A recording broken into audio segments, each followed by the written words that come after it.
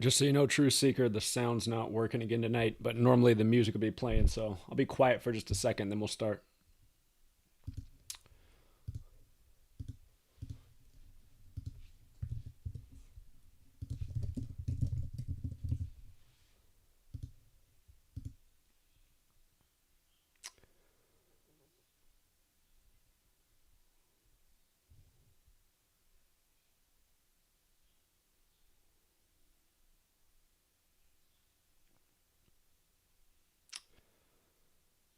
All right, welcome back, True Seeker. I do believe we're live. Again, we're having a technical glitch. We got no sound tonight, and it also looks like my board that normally tells me when I can talk and when I should be quiet. It looks like it's not working tonight either, but I'm assuming now's the time about where I would normally speak. Sorry if there was a gap in the silence. But when I woke up this morning, my first thought was, man, it's November 17th. It's the day leaving 44 days left in the year. A year ago today, Barack Obama, number 44, had a brand new book, A Promised Land. Tucker Carlson was on Fox News reading excerpts of it and laughing. He was reading Obama's part about his bed talk to Michelle, or sometimes Michael.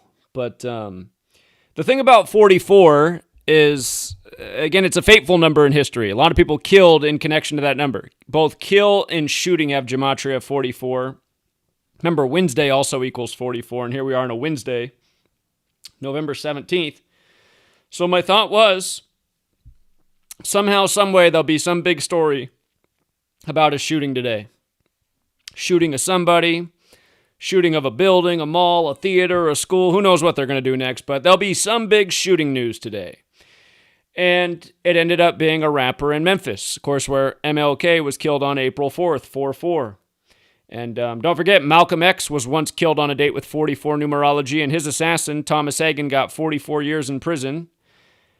If you missed it, Malcolm X was in the headlines today. Two of the other people charged in his killing are being exonerated tomorrow, but that was a headline today. Malcolm X, 44. The 44th president, black. The two greatest black American civil rights leaders in the minds of the consciousness, Malcolm X and MLK. Again, both dead in 44 rituals. But the rapper who was shot and killed today, who goes by the rap name Young Dolph, on his Instagram page, if you go back to July 20th, 2021 of this year, the 201st day of the year, he's doing that pose. He's making a triangle out of his hands and putting it over his right eye. He's got it over his right eye, and his right eye has a contact in it. And his eye's like bright red. You know, it doesn't look human. Looks demonic, right? But what he wrote for the caption for this photo is Paper Route Illuminati 730. And the reason he wrote that is because his record label is called Paper Route Empire. So he switched out the Empire and put in Illuminati. Now the thing is, the day he posted this, July 20th, that's the 201st day of the year. And as we know, the founder of the Illuminati, Adam Weishaupt, he died in history November 18th, 1830, 201 days after the anniversary of the establishment of the Illuminati, May 1st. And as we know in Gematria, order of Illuminati equals 201. In this case, his record label, Paper Route Empire, also equals 201. And if you use numerology, both Order of Illuminati and Paper Route Empire are 93, like Martin Luther King Jr., like Malcolm X, two men who died at age 39. And this hip-hop tragedy follows the concert tragedy, the Travis Scott concert. And what's interesting about that is that from Travis Scott's birthday to today's tragedy is 201 days later. 201 days later. And remember, Travis Scott's tragedy was November 5th, the day associated with the Jesuit order, which also equals 201, and the Illuminati was established by the Jesuit Adam Weishaupt. But his concert tragedy was November 5th, Guy Fawkes Day. Guy Fawkes, the Jesuit, tried to blow up British Parliament, November 5th, 1605. And That's the day leaving 56 days left in the year. Like Society of Jesus equals 56. This rapper's name, Young Dolph, equals 56. And his birth name is Adolf, which kind of reminds you of Adolf Hitler. Adolf Hitler equals 56, supposedly committed suicide right after turning 56. His body was never found.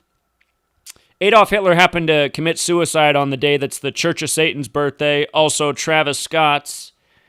And it is 201 days from Adolf's death to young Dolph's death. And the reason that's probably not an accident is if you go back and look, supposedly the German Nazis tried to assassinate Hitler on July 20th, 1944, the 201st day of the year. And, of course, Adolf was a Jesuit plant. That's why the Catholic Church never said a peep about Adolf Hitler. Adolf had to be a German because it was a tribute to Martin Luther.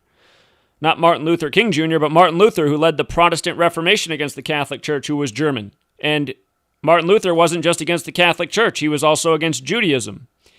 He said Judaism was evil, and all Jews needed to be converted to Christians like Jesus Christ, who was a Jew who became, well, the man who the Christian faith is named after.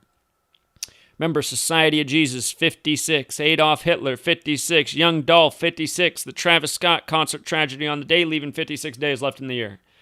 Remember, Illuminati means in the light. The word light equals 56. So does the word three when you write it out. Three is a word, equals 56. Genesis 1:3 is where God makes light. That story is shared by the Abrahamic religions, which there's three of. Abrahamic equals 56 as well. And again and again, these same numbers come together. Event 201 was the coronavirus pandemic simulation. 56 days later was the first case of coronavirus. And coronavirus equals 56, like COVID vaccine. And of course, Event 201, the main sponsor was Klaus Schwab, the Jesuit. So, again, these patterns are just all over the place. Joe Biden, let's not forget it, Joe Biden right now. His son dead at 46, 201 days before the Pope's birthday. The Jesuit priest who did the funeral also did the inauguration on 20/1 like 201, Jeremiah Leo O'Donovan, whose name equals 201. Joe Biden's wife and daughter dead on Limestone Road, which equals 201. Again, there used to be 2 World Trade Centers, then there was 0, then there was 1. I think that's what it's all about, because we know that the New World Order is a one world order, and the symbolism of that number, 201, is getting rid of the duality, and now there can only be one. And, people in the community are speculating who's going to take over the king of Memphis spot. That this man who's dead today, Young Dolph, his first album he ever put out was called King of Memphis, kind of like Martin Luther King Jr. killed in Memphis in 68. From the release of that album to this man's death is 68 months later. And the Memphis Tigers right now in basketball are 3-0 at the time of the death. And it's their 68th season. And this year, March Madness will conclude on the anniversary of MLK's killing in New Orleans, the 54-year anniversary. New Orleans and Jesuit Order 54. And don't forget, the Jesuit Order was created to counter the 95 Theses written by Martin Luther. Martin Luther King Jr. was assassinated on the 95th day of 68. But again, just right when I think I'm done with all the 201 examples in my book, I'm going, God, I got to tuck even another one of these in here. I thought the Alec Baldwin killing 201 days after his birthday was enough. And then since then, there's been like 5 more things. But yeah, we have these people figured out for sure, Truth Seeker. I mean, if you think what we're teaching over here about 201's a coincidence and this right here's a coincidence, I mean, you're exactly what the Illuminati wants. Brain dead, retarded, and essentially nothing but a useful idiot. What's sad, though, is we got these people so figured out, and, I mean, the work's never been getting less views. It's never been reaching less people. And it's a frustrating thing. It's largely due to the censorship.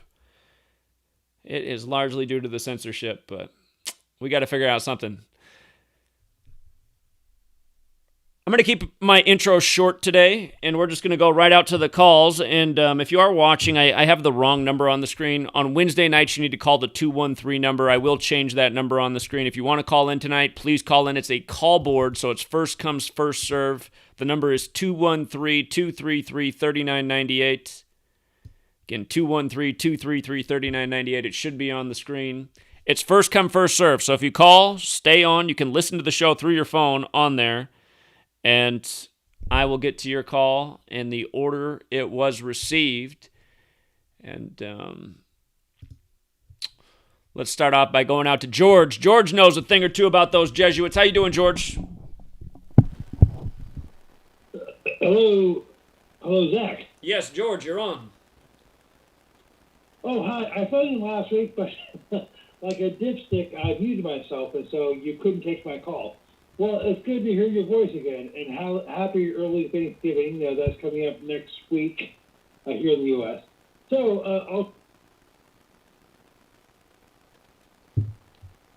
Uh-oh. George, you cut out. After you said, about the Thanksgiving wish, then your voice cut out. Hello, can you hear me? Now you're back. Yep. Oh, sorry, I don't know what happened. Anyhow, so today is November the 17th, as you said in your intro.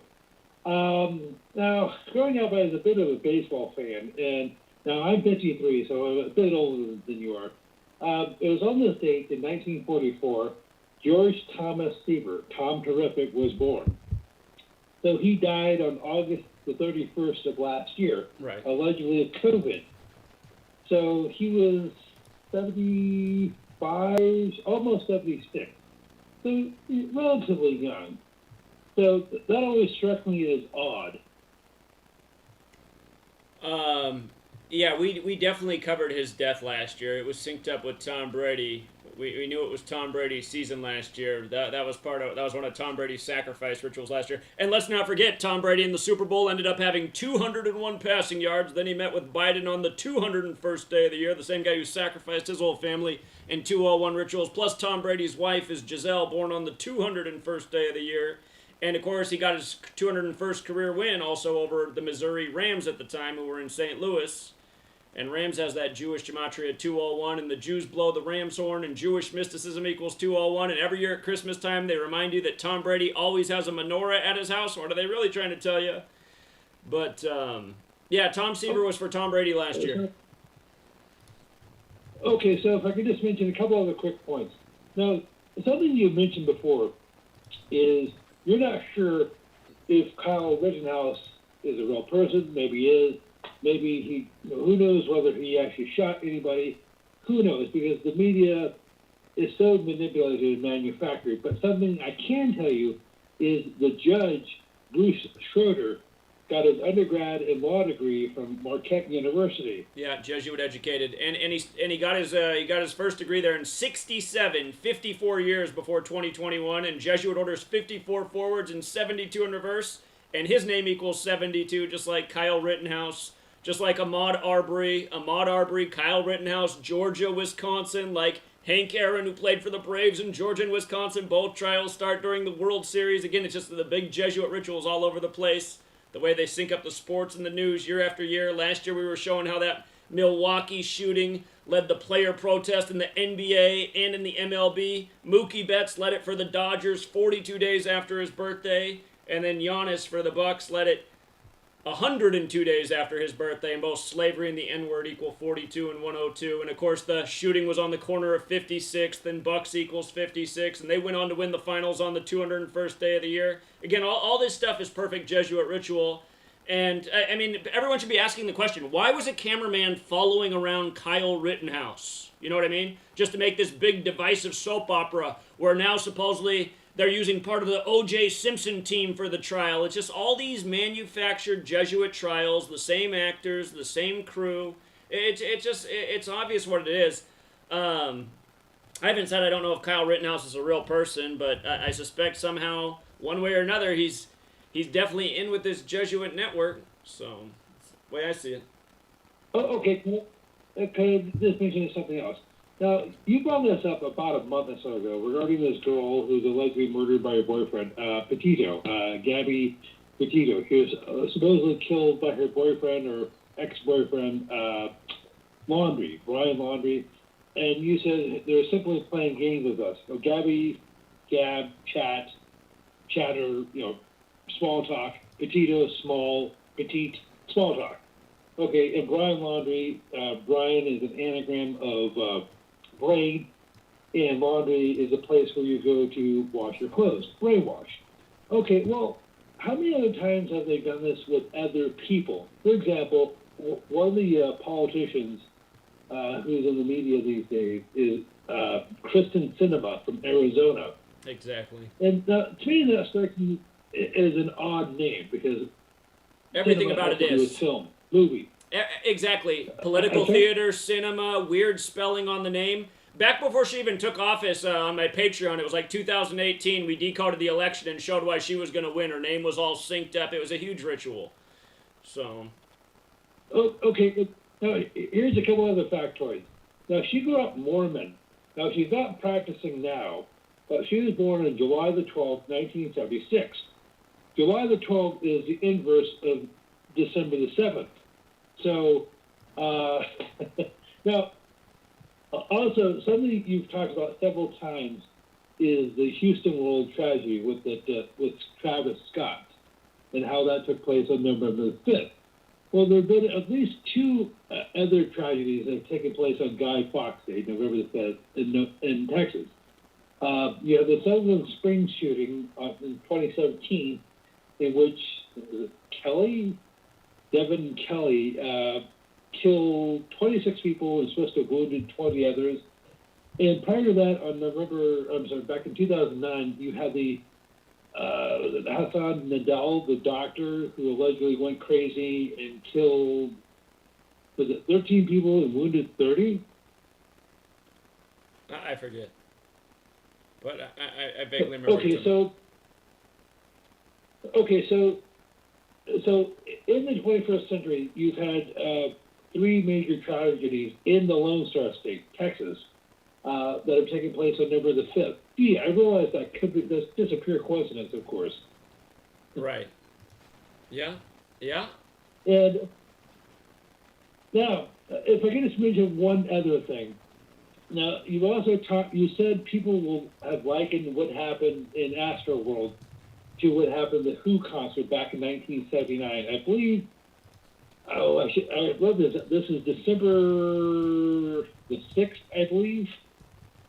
Now, the Who concert back in 1979 was at the old Riverfront Stadium. It was an outdoor event, and it took place at 7:15 p.m. local time, Eastern. Now, question for you, doesn't that seem like an odd time to be having, early December in Cincinnati, it's cold. Why would you be having an outdoor concert that time of year? Right. That's a great point. And again, 79. Xavier equals 79. That's the Jesuit university that's in Cincinnati. Murder 79. Society of Jesus 79. And with regards to Tom Seaver, he died 79 days from his birthday. And like we pointed out when it happened, Tampa Bay equals 79. Tom Terrific, the new one, Brady, was on his way to winning the Super Bowl.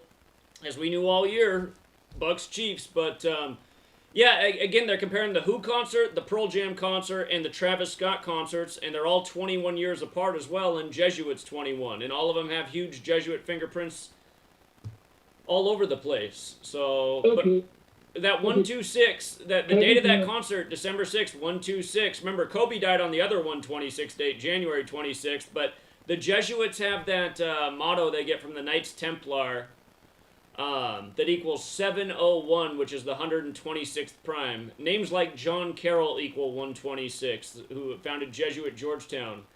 Adolfo Nicholas, the former superior general of the Jesuits, who died 1 year to the day of the Ignatian year, and on the day in history that Ignatius of Loyola became the first superior general, his name 126. So that December 6th date fits in with the Jesuit pattern as well. Okay, so now something I'm not sure if you brought up before, but have you ever talked about the Altamont disaster in 1969? It was a Rolling Stone concert. I believe December the 3rd, so roughly a decade before the Who concert. The Hells Angels were supposed to provide security for the Rolling Stones. And there was like a riot that broke out. And I forgot the name of the victim. So, as I said, the date for that was December the 3rd. I don't have my calculator in front of me. So what's the significance of that? It was 1969. I'd have to go back. Well, 1960, just the year 69 alone. The Jesuit order is 69. Catholic Church is 69. Illuminati is 69. I mean, that's a special number in itself, 69. But I'd have to go back and see how it lined up with Mick Jagger. And this was also on December 6th, huh? Just like the Who concert? No, this is 3 days early, December the 3rd, 1969. So it was a few days earlier. So almost exactly a decade earlier. Now, for what it's, this is pure trivia. This is completely off topic.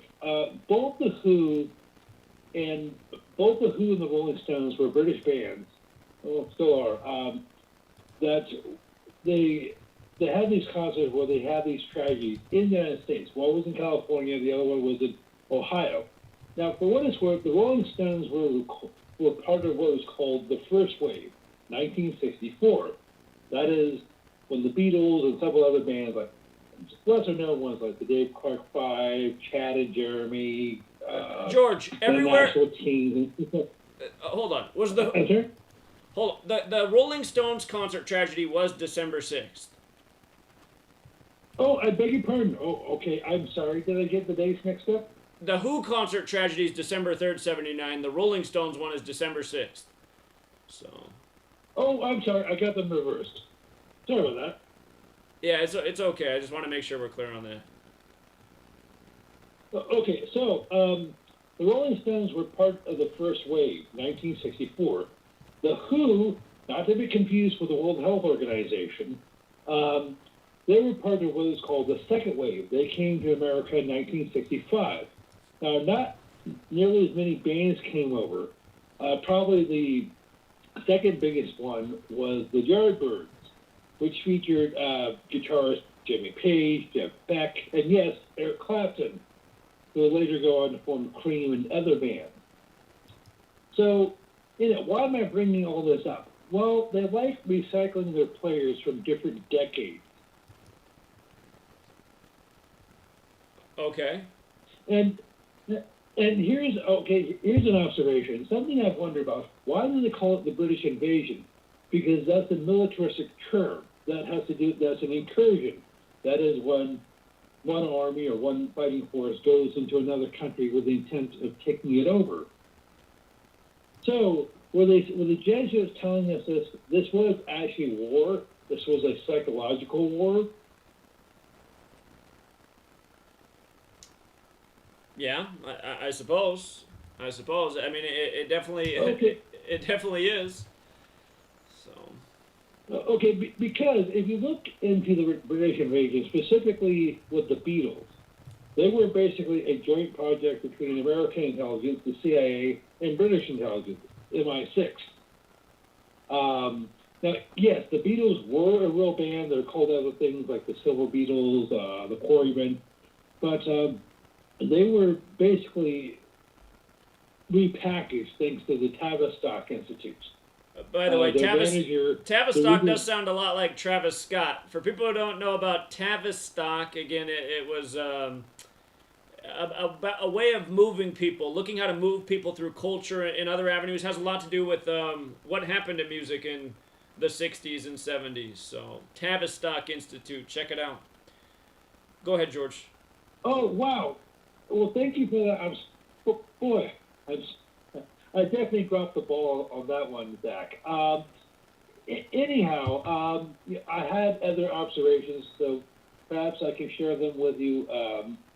Okay, yes, I have one other thing I'd like to share with you. I guess it was the last few weeks, I don't recall the exact date. I guess the FDA said authorize these shots for 5 to 11-year-olds. And I need to watch my language. I understand that. And they said in the clinical trials, the shots were 91% effective in that age range. Now, to me, that seems odd. Why would they say 91%? Why not say over 90%? Yeah, if you stick a "the" in front of a Society of Jesus, it becomes 91. And the day they were recognized by Rome had 91 date numerology in history too, September 27, 1540. So, yeah, they like that 91. That's the 13th okay. triangular number. Yeah. Okay, so they'll often come up with almost precise numbers, 91, 94. Rather than saying like 95%, they'll say 94% or something like that.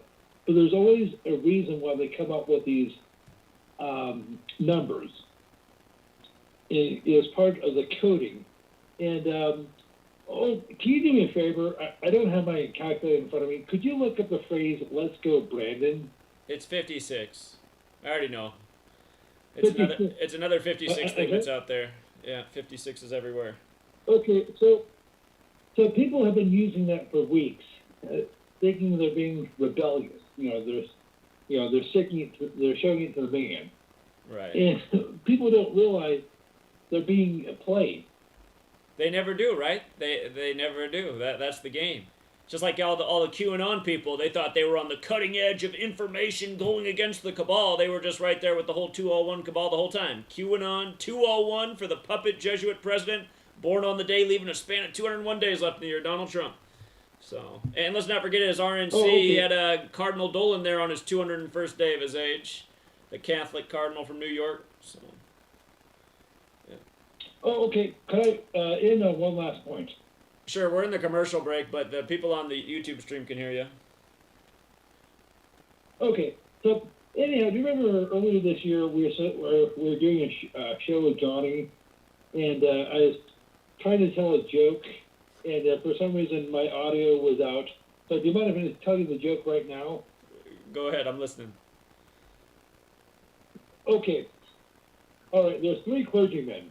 A rabbi, a Baptist minister, and a Catholic priest, and they're having a debate at a local community center to try to convince the public whose faith is the best. The rabbi starts off by saying, well, we gave you, Goyim, what you call the Old Testament, we call the Hebrew Bible, and actually most of your writers of your so-called New Testament, the Greek Testament, were Jews. We have, Abraham, Isaac, and Jacob, the three figures. We gave you the Mosaic Law, and we have God's covenants.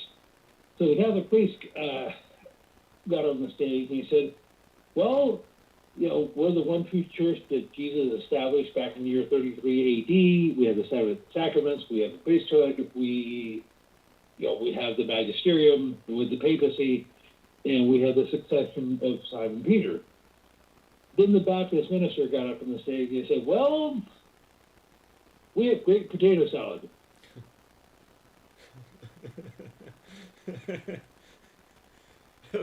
That's my choice right there. I like it, George. I like it, man. Sorry for the delay. So I guess I'll probably have to catch you next month. And for what it's worth, even though we may have our disagreements on cosmology and things like that, I listen to all your broadcasts and I recommend you to others. Well, I appreciate that, George. I appreciate that. So, thank you. And you know what? Okay, I just want to mention, I am still involved with a local church. I've been a member of a local congregation for almost 18 years. We couldn't meet for a while. I'm in communist California, obviously. And I know I'm going a bit long, so this is my last point. We have like an adult Sunday school class, which is called a forum class. So people can ask the pastor questions if it's pertaining to the Bible. So you have to come up with a scriptural verse. And I was there last Sunday, and I basically got heckled. Not by him. And I guess I'll have to share the story with you the next time I'm on. All right. I look forward to it, George. Appreciate you, man. You have a good night. Okay, you too. All right, take care.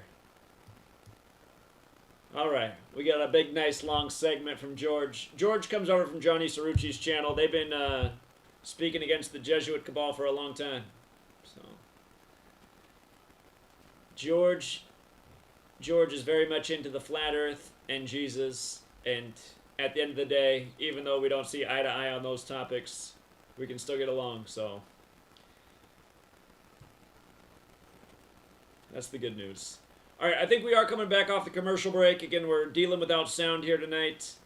And we are going to go to Rambo because it is his time to shine. How you doing, friend? Thanks again. Very welcome. Very welcome. Thanks for coming back. Yeah, you're welcome. That was a brilliant observation. Travis Scott and Tavistock. That was a good one. It makes sense, doesn't it? Oh yeah, but I never thought of it. But yeah, it's perfect. Yeah, absolutely. Yeah, somebody will say it's just a coincidence. I mean, it could be, but I don't know. I mean, you look at the Tavistock Institute, you look at the name, it kind of goes together. So. Yeah, that goes along the lines of what I'm going to talk about today, which is part 2 of what I talked about last week. Okay.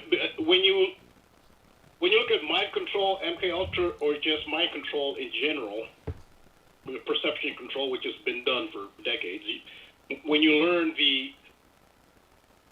just the names, the terminology that's used, the symbols, such as Tavistock Institute, then you start to see it being manifested in everyday life. So yeah, it's a perfect example. So, and that's actually, again, some of those mind control elements are in what I'm talking about today. Rambo, I see you're going to do Henry Ruggs. I wanted to make sure everybody knew something about the Henry Ruggs crash. It was on the day that was Dante Stallworth's birthday, and if you remember, he was an NFL star who reportedly ran somebody over in Miami. So, again, now you have another NFL car crash tragedy killing somebody, and maybe there was a story between Dante Stallworth and this one, but I don't remember it. But Dante Stallworth was a big story when he killed somebody driving at a high speed in his car. Henry Ruggs' tragedy happened on Dante Stallworth's birthday. Okay, that's more synchronicity. Mm-hmm. I think there's some players. A New York Jets player killed a woman, pedestrian, I think as well. So yeah, I guess NFL for some reason has a history of this. Hard hits, high speed hard hits. Boom, car accident, football. I guess there's kind of just like a connection if you just think about it that way. So. Yeah, I mean, I don't know if there's a deeper connection to that, but yeah. And I just wanted to say that I get a lot of compliments in the comment section, and I've never taken the time to express my gratitude. I appreciate the supportive and positive comments that I get. There are many of them, and I do appreciate all of them, which I've never taken time to say them. I think it's important that, I don't take that for granted at all. I'm very appreciative of all the people who express supportive words. So yeah, it's Henry Ruggs, the third car crash on Rainbow Boulevard. That's one of the most prominent MK Ultra symbols of Rainbow. As soon as I saw Rainbow, I knew, okay, there's going to be more to this. And yeah, there really was. It's Sirius and the Wizard of Oz. So I talked about the Henry Ruggs car crash. It was on November 2nd of this year in Las Vegas, Nevada, including the Raiders' young wide receiver that killed 23-year-old Atina Tintor and her dog Maxie. When I saw the dog, the Canis Major, Canis as in canine, the star system in which you have the star Sirius, which is venerated as a very since the beginning of civilization, Sirius has been highly venerated. We can speculate why it is, but it continues today, and we can see that. But this instance, I think they're not already venerating Sirius. They're actually, it's more like a desecration. So it indicates the importance of Sirius. So Sirius the star Sirius is coded into the geography of Las Vegas. So we know that it's coded into Washington, D.C., but Las Vegas, since I saw this story, I didn't realize the full extent to which Sirius is encoded, and I gave the example, South Rainbow Boulevard is turned into North Rainbow Boulevard. It's actually, it's also called Route 595. 595 is the Greek isopsephy value of Sirius in Greek. So Sirius in Greek alphabet is 595, and it intersects with Route 95, and 95 is the English gematria for Sirius. Also, if you transliterate the Greek word for Sirius, which is Thadios, it comes to 95. Again, so these are clear Sirius numbers where a dog dies with a lady on this road. And I went over it last week, of how along Route 595, there are all these establishments, businesses, with dog-related themes. Camp Bow Wow, Dirty Dogs, Hush Puppies. None of this is coincidence. But this really seals it. I mean, it was already established, but when I looked at where the Raiders, their headquarters and training camp is at 1475 Raiders Way. Well, if you go in a southeastern direction from the Raiders headquarters, Raiders Way, you will reach, I can't make this up, Sirius Star Street. So yes, Sirius Star Street is in close proximity to the Raiders headquarters. Actually, here they just spell it out. You don't need to do gematria or nothing subtle. That's the name of the street, which is about 5.4 miles southeast of the Raiders headquarters, the Raiders headquarters is 1475 Raiders Way. If you spell out 1475, it sums to 95, which is the name for Sirius, Sirius. Also there's an Illuminati cipher which Adam Weishaupt gave to the Minervals. Minervals were the initiates. And I gave a link to a calculator where you can find this cipher. In the Illuminati cipher, dog star sums to 95. So 95 is, I went over it last week, a huge number when it comes to Sirius. And there's more Sirius encoded into Las Vegas. There's actually Sirius Avenue. So 2 miles from south of Rainbow Boulevard is West Sirius Avenue. So yeah, this is a major part of Las Vegas. Las Vegas it's a very planned city. So it was designed and built by Freemasons. And, they've carried on the tradition of Sirius veneration. I know what the true meaning of Sirius, I'm sure maybe it's only the elite adepts that actually know what it means. But yeah, it's very significant here. So there are alignments here with the Wizard of Oz. And the first name is, the first clue is rainbow. When you think of rainbow, that's probably a primary symbol of the Wizard of Oz. Rambo, do you know where this cipher came from? This Illuminati cipher? I have no idea where this came from. Oh yeah, this is it's a calculator. It's kind of patterned after Derek's cipher. Derek's website. So it's like the Gematria calculator, but it has some of these other ciphers that are very important ciphers. And I think even the secret teachings of all ages, Manly P. Hall does talk about some of these other ciphers. So also the names get confusing. Like the Gematria has Francis Bacon, but Francis Bacon has a different cipher. Other than what's on the Gematria calculator is the capital letter cipher. It's called Francis Bacon, but Francis Bacon is actually a different cipher, they're pretty important. But I left a link to that website. Some of it is Manly P. Hall does talk about some of these other ciphers, but I'd heard of them. I hadn't even been looking into them, but not a lot of numbers. Do come out with these other ciphers. So so there's alignments with the Wizard of Oz, and and the rainbow was the first clue, and the most prominent character in The Wizard of Oz is actually Toto. Toto is actually Dorothy is not the central character. It's actually Toto. And Toto is a highly, well, Toto represents a highly evolved spirit who's a guide for Dorothy. And Toto is actually who leads Dorothy to a path of self-discovery, because her whole journey is based on trying to save Toto. But Toto's above it. Toto can't be captured. It's never even dangerous. It's just like a spirit guide, which is what Sirius, the star Sirius, is actually associated with. But actually, so the actress, and today is appropriate date, because today is November 17th. Well, this is an appropriate day to do this decode, because November 17th is actually the birthday of the dog that played Toto. Now, the character Toto is a male, but the dog that played Toto is a female named Terry.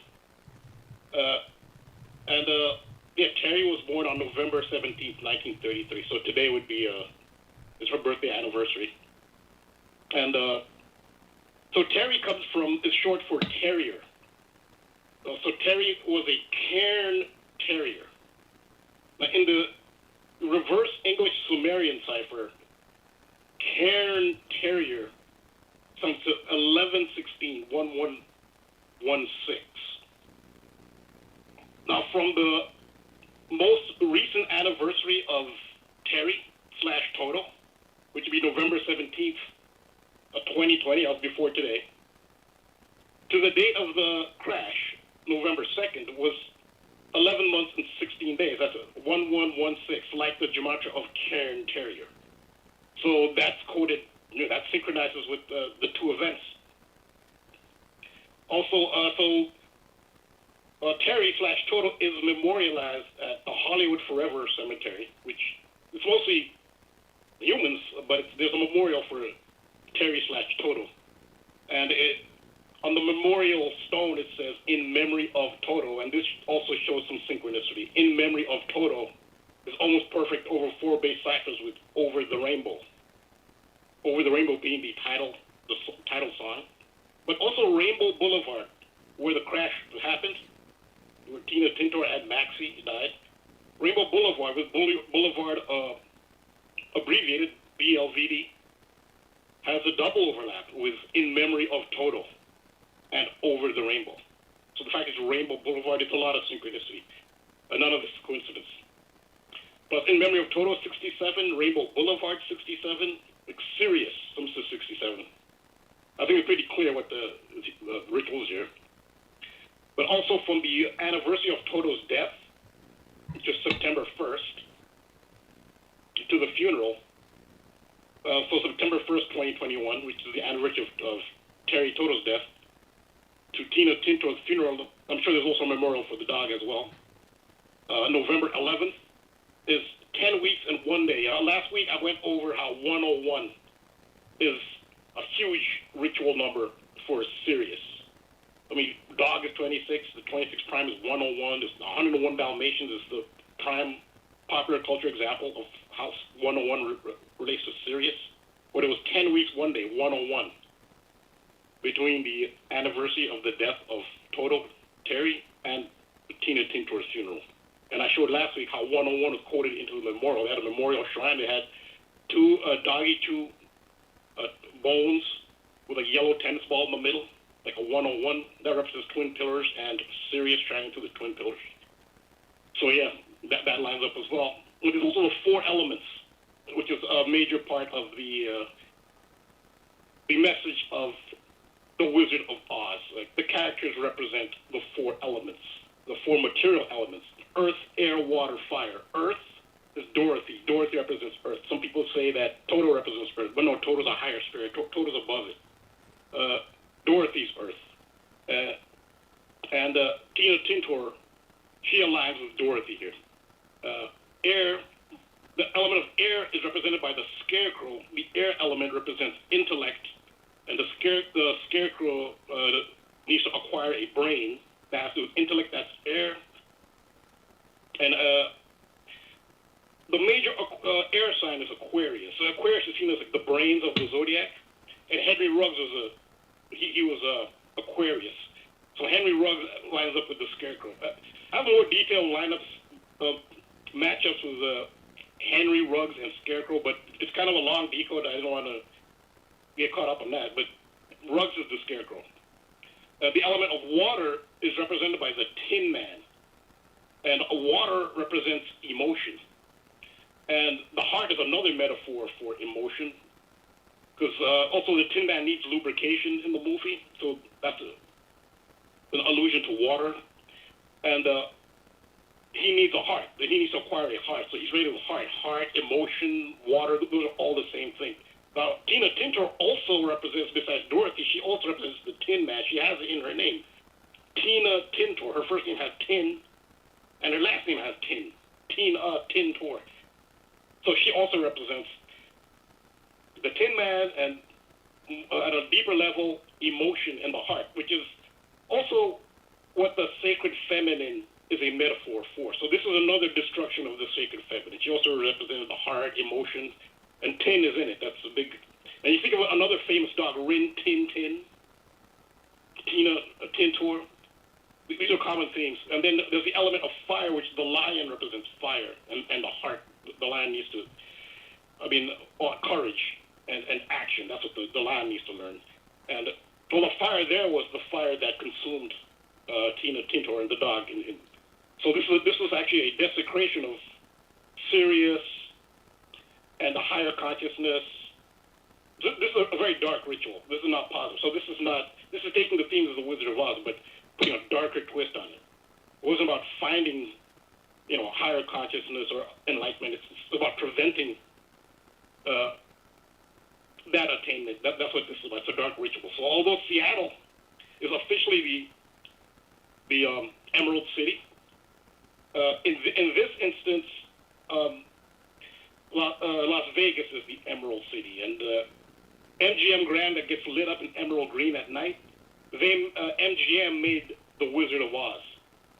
So, and another synchronicity is L. Frank Baum, who wrote The Wonderful Wizard of Oz, on which the movie is based. He has the same birthday, May 15th, as the foundation date of Las Vegas, May 15th. And Las Vegas is on the 115th meridian, and 115th meridian west. Emerald City comes to 115. 115 is all over this. I couldn't do all the 115s. There are so many of them, but because Las Vegas is on the 115th parallel, that's all over this. Emerald City comes to 115. Henry James Ruggs Scarecrow comes to 115. Also, the crash site is in close proximity to Emerald Spring Lane, which kind of wraps around a few blocks. So there's Emerald next to Rainbow Boulevard. Like the imagery, it's pretty clear what the imagery is. Also, the color of the car green is a reference to Emerald, even though it's kind of like a military green, kind of like an olive green, but still that green car is a reference to Emerald. Ruby red. This is a really big part of this. In the book, The Wonderful Wizard of Oz, her slippers were initially silver, but for the movie, they made her slippers red, a ruby red. This also refers to we talk about the four elements. There's the fifth element, which is spirit, which is also called a quintessence. Also known in alchemy as the Philosopher's Stone. And the Philosopher's Stone is a ruby red stone. And that's what the ruby red slippers signify, which is the Philosopher's Stone has a similar symbolism to the star Sirius. So near the top of Rainbow Boulevard, just before it intersects with Route 95, there's two very interestingly named streets. To the west is Redstone Street. Now that's a reference to the Philosopher's Stone, the red stone, the ruby red stone. As to the left, to the west. To the east is Goldie Lane. Again, it's a yellow brick road. Las Vegas is a planned city, and Freemasons planned it and built it. So to the South Rainbow Boulevard is also a metaphorical yellow brick road. Now, red shoes from the ruby red slippers in the Wizard of Oz are very common here in what went on here. In the pictures that were put out to the media after in the aftermath of this event, you'll see a prominence of red shoes. Henry Ruggs and his girlfriend, Kiara Washington, are pictured in multiple pictures wearing red shoes.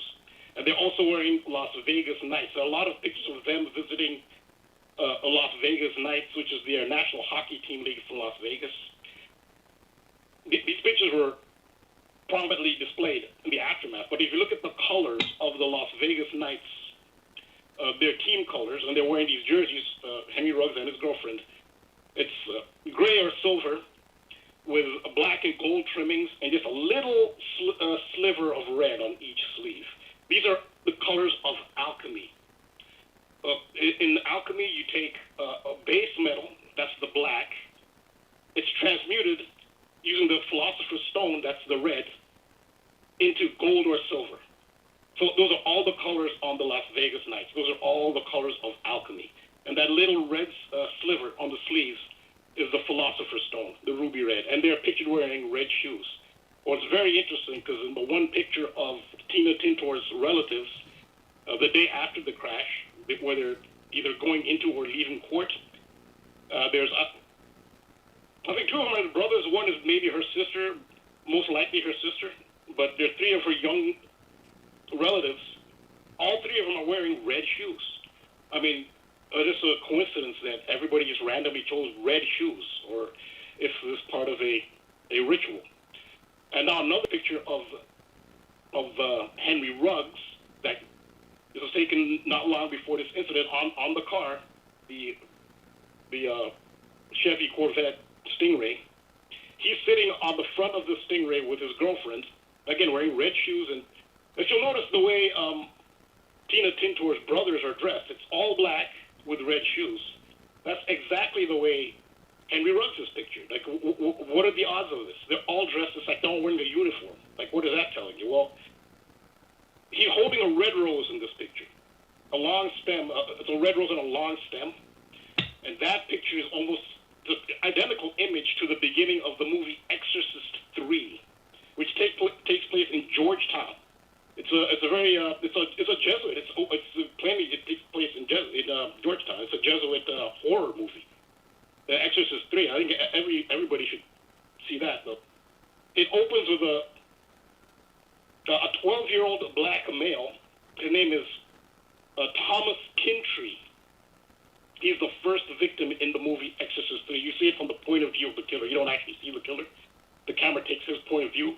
And Thomas Kintry has a red rose, just as Henry Ruggs does in this picture, on a long stem, and he holds the rose out to the killer. He's selling roses. And it's not graphic, but he ends up being actually decapitated. His head actually ends up being beheaded. And it's amazing the similarity between these two pictures, the black male holding the red rose. And it didn't end well for Thomas Kintry in The Exorcist 3, which was specifically a Jesuit horror in Georgetown. I mean, anyone in the Truth movement should look at that movie. A lot of symbolism in that on so many levels. So Red Rose lines up with Jesuit, 8442. And also I think the 42 is significant as well, as a racial code. And Dorothy, 8442. 84 is also significant because Tina Tintor's birthday, 8th April. Now there's a phenomenon called Red Shoe Tuesday on the subject of ruby red shoes. Apparently this is a corporate movement which includes major corporations, Coca-Cola takes part in it, Microsoft, Walmart. It's a women's empowerment. That's what it's billed as. And occasionally they'll have Red Shoe Tuesday. Now, remember that this crash happened with Ruggs killing Tintor and Maxie on a Tuesday. So that's very, very significant, the day Tuesday. Well, they chose Tuesday for Red Shoe Tuesday. Tuesday is also the day of the week named after Mars. And Mars is the red planet. So I'm sure that's part of why they chose Tuesday. Now, there's a really short video here, maybe a little over a minute, from YouTube on Red Shoe Tuesday, the significance of that. But when we look at this, we can see there's more of a cult basis for that movement. And so Ruby Red Shoes and South Rainbow, which is the name of the street, have a double matchup. And I showed a banner from the Red Shoe Movement's Facebook page, where they say hashtag Red Shoe Tuesday, and they show a pair of canvas sneakers, which are very similar to what the relatives of Tina Tintor are wearing. They look just like these sneakers from the Red Shoe Movement. And so the banner I got was updated at 1:27. I don't think that was a random time. 1:27 is a big part of it. They say that Henry Ruggs hit Tina Tintor at 127 miles an hour. So this was updated at 1:27 p.m. And then the shoes that they're using their banner look just like the shoes that her relatives are wearing in court. And so hashtag Red Shoe Tuesday, if you spell it out, and Philosopher's Stone have a double matchup. Again, the Philosopher's Stone is the ruby red stone. That's what the ruby red shoes represent. And also Wizard of Oz is 127. So, also, yeah, in the tarot tradition, the Tower card, which is card number 16, represents the planet Mars. Because, Tuesday is the day of Mars. But it's interesting that in the Tower card, one of the people falling off the tower has red shoes. So this is I'm sure it's a much deeper occult meaning than even I can figure out. And it's also, the Tower card is the numbers written in Roman numerals, XVI for 16, which in reverse Sumerian is 156. They say he hit 156 miles an hour, which that's a ritualistic, significant number. So it's not likely that he actually, it's impossible that somebody actually went that far, in downtown. So red shoes, all roads lead to Rome. Red shoes have been a tradition for popes. So again, back to Rome. We always seem to end up back in Rome. And that's actually the first thing not the first thing I thought of, but I did think of, wow, didn't the popes used to wear red shoes? Yes, it is a tradition for the popes to wear red shoes. And I was showing some examples of Benedict the 16th. Again, there's that number 16 with George Bush wearing red shoes, and some older popes. Pope Paul VI back in the 1890s. His ruby red slippers. It's a George Bush, that a cartoon, political cartoon with George Bush admiring the Pope's red shoes. Pope John Paul was buried in red shoes. So, yeah, there's a deeper meaning to these red shoes. It's not something minor. And again, you go back to Pope, back to the Vatican, and it's significant from them. Again, this is another calling card, I guess, of theirs. So it also brings up the song, Ruby Tuesday, the term Ruby Tuesday. There's Ruby Red and Tuesday, which is central to this. There's the Ruby Red, there's Ruby Tuesday, which is a restaurant chain. And there's Ruby Tuesday, which is a song by the Rolling Stones. Earlier we were talking about the Rolling Stones, so kind of appropriate. They did have a song, Ruby Tuesday. It's almost it's like a minute towards the hour. Should I just continue, or? It's okay, because we'll just go straight through the commercials since none of the sound's working. Go ahead, Rainbow. All right. So Rainbow is the key to this. That's the name of the street. Rainbow is 107 in Gematria. So a lot of this, it's the basis for a lot here. So the famous song from The Wizard of Oz, Over the Rainbow, sung by Judy Garland, who played Dorothy. It was recorded on October 7th, 107. Rainbow's 107. That song was recorded on 107, the date 107. Her initials, JG, Judy Garland, are 107. J is the 10th letter, G is the 7th. So her initials are 10-7, 107, like the date she recorded this time, like Gematria Rainbow. Henry James Ruggs III, third in Roman numerals, sums to 107 also. The songs also, its cover versions have also been called Somewhere Over the Rainbow, and that's the chorus. That sums to 124, but that is Henry Ruggs III's birthday, 124, January 24th. Wicked Witch of the East is 107. Good Witch of the North, 107, like October 7th, the date.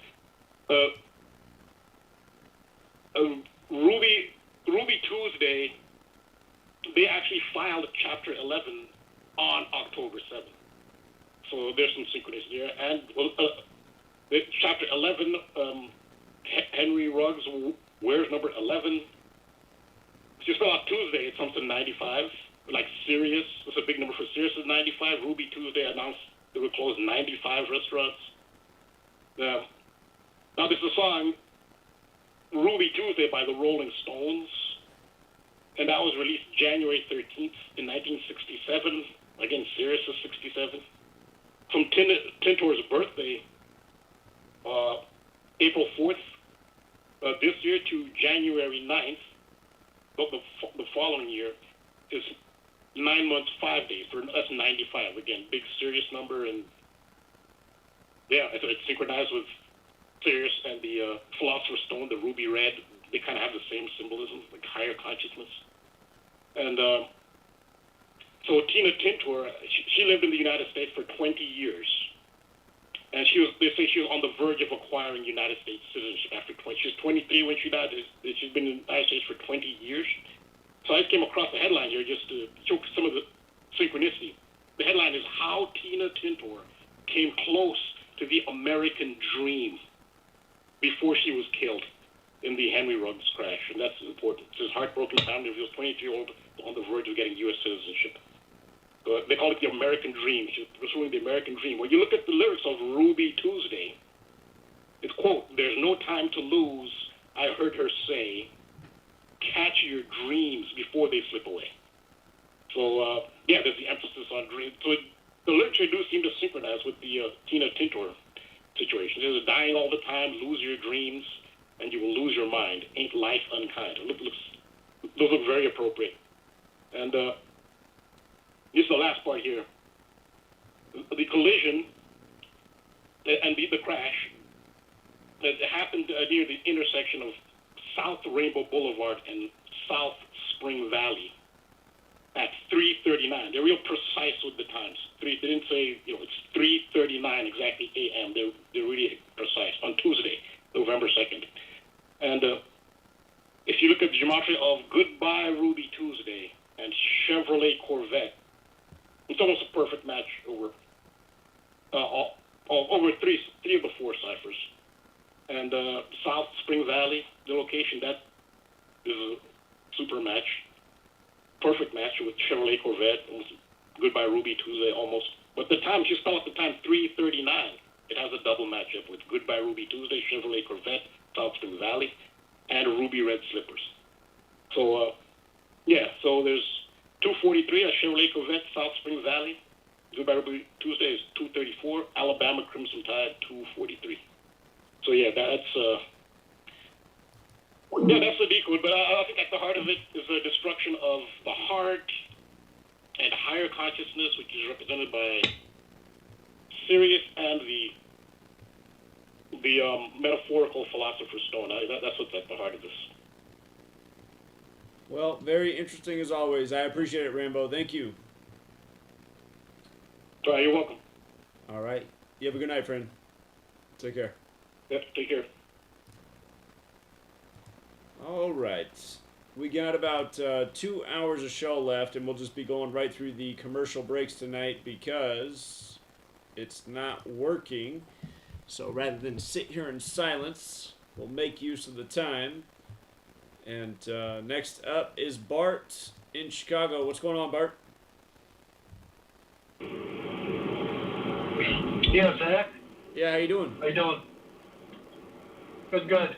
I'm kind of just listening, but just want to let you know that on the call board here, we can't hear the commercials either, so you're good to go. Well, that's good to know. Yeah, just we're having some kind of issue again. All right. Well, I appreciate it, Bart. Yeah, it's been like that for 3 weeks, so. I don't know what's going on. Something's off. Well, I don't mind it. Yeah, that's true. Good and bad, so. Yeah. All right. You have a good night. Yeah, you too, friend. You take care. Thank you. All right, let's go out to Delaware. What's up, Delaware? Hey, what's going on, Zach? Oh, you know, same old, same old. Yeah, man. Yeah, I just want to talk about what's been going on lately. All the bullshit still going on. All my fault. Yeah, all the bullcrap still going on. Last week, I got into I got into an argument, with my grandparents about this whole coronavirus thing going on because they're like, oh, well, how come you don't want to get vaccinated? And I'm like, what do you mean, like, how come I don't? Because I don't want to sit here and be a follower, like you've all always told me not to be a follower. So why do I want to follow behind what everyone else is doing? And then my grandpa was like, "Oh, well, you fall into a trap thinking that thinking that people are behind it." I'm like, "Well, of course there's somebody behind it. It's the Jesuits are behind it." You know what I'm saying? Like, and I just explained, literally, I explained everything that you explained. I explained to him, and he's like, "Oh, well, that's a bunch of conspiracy bull crap and da da da da." And I'm like, "Well, what do you mean?" I'm like, it's all in front of your face on TV. Like, you can see the lies behind it. And I just think how everyone keeps asking me, "Oh, well, how come you don't get it? How come you don't get it?" Because I'm not a fucking loser. Like, I don't care if I can't go fly to fucking Canada or a different country because I'm not vaccinated. Like, I don't care about that. Like, there's way more important things for me to care about in my life than being able to go fly somewhere. Like, like, I'm not gonna sit here and throw away my rights and my liberties, just to be able to travel, to go somewhere. Like, I'm better than that. Here's how I would have put it to your grandparents. I just say, listen, watch CNN and watch how when they go to commercial break, they'll say this segment brought to you by Pfizer. And then go look at the facts and tell me Pfizer's not the most sued company in the history of the world for wrongful death and injury. And look at your government. Do you really trust your government that much? Well, what makes you want to be a guinea pig for Big Pharma when CNN at the same time is also pushing headlines like they did today? Here's a CNN story today. Nation with one of the EU's highest vaccination rates is closing down pubs and restaurants because COVID cases are on the rise. So one of the most vaccinated nations is having to shut down again? And where's the proof that this vaccine does anything positive? Right? That's what I'm saying. That's all you have to do. Just leave it that simple. Leave it that simple. Obvious conflict of interest. Why would you trust the news media's reporting on getting the Pfizer vax when the segment's paid for by Pfizer? Doesn't that seem like a major conflict of interest? You gotta be a fucking retard to not see through it. And that's quite frankly how I'd talk to somebody if they start calling me a conspiracy theorist. But yeah, you don't even have to show them all the gematria. Just show them that. Just right on the surface right there. What more is there to say? What more is there to say? Who trusts the news media? Who trusts the government besides a fucking retard? That's the real problem. It's not about conspiracy theories. It's about, are you fucking retarded? Because you must be if you're still believing the news. Right, and it's just to me it's just baffling. Like, it's just, I don't know, man. To me this is baffling, dude. It's just I don't know where this is going, but it's not going down the right drain. You know what I'm saying? Like, it's just, I don't know. It's to me it's baffling, dude. It's just people still ask me the same questions. Oh, well, you're still on that same bull crap. I'm like, what do you mean the same bull crap? Of course I am, because I know what the truth is, and I know it's bullshit, and I'm not gonna sit here and fall behind bullshit. You know what I'm saying? Show these same people this one from today. Shit the fan. Show these people the same one today from young Dolph. His tweet on the 201st day, or his Instagram post on the 201st day of the year about, he's got to make a sacrifice for his family on the 201st day of the year. And then what do you know? Paper Route Empire, Order of Illuminati, exact same thing. And he's dead on a perfect day. The day leaving 44 days left in the year. How many times have we taught that lesson about 44 in shootings? The only people denying this work... the only time people are saying to you, like, oh, you're still on that. These are fucking losers, man. They have nothing on their side. We're proving that this is what goes on every single day, all day, every day. And I got to say this real quick. I love Rambo's work, but the decode Rambo just did, not one of his better decodes, and just experimental ciphers, this isn't stuff we need to be doing to prove our points. And, again, this stuff is really surface level and really simple. And just keep it that way, because Right. these morons can't even get the alphabetic order. A is 1, B is 2, C is 3. If we start saying, well, in the experimental novice Illuminati cipher, which I don't know where it came from, I mean, that's not what we want to do to build credibility. Oh yeah, But, no, yeah. But yeah, No, I you're mean, right. Yeah. I definitely keep it simple as can be. You know, I don't go off the tangent. I keep it simple as just keep it simple on the surface. You know, like I don't sit here and go off tangent and things of that nature. But I've been posting stuff on Instagram about about the coronavirus, and about like a month ago, my Instagram account got shut down for a little bit, and then now when I post stuff about the coronavirus, they give me like a little message like on my feed. So it's like I know it's good. You know what I'm saying? I know that Instagram is ran by the Jesuits, and so is Facebook, everything else. So I know it's good. You know, I know who the real enemy is. You know. Indeed. It's just all these people getting the vaccine. I hope. Well, I won't even say anymore. I hope Bill Gates was right on with his TED Talk. I just hope the percentage is higher than 10 to 15%. Because really, these people got to go, man. They are dead weight, and they need to fucking go. They need to be just flushed right down the human toilet, because there's just way too much trash walking this earth. Way too many ignorant people. Way too many fucking morons. The same kind of people who talk shit to us when we've been dead on. We don't have to retract anything over here. Everything we're saying is dead on. We're predicting what's going to happen before it happens. News, sports, elections, proving it every day, and people are still talking shit and not taking notice.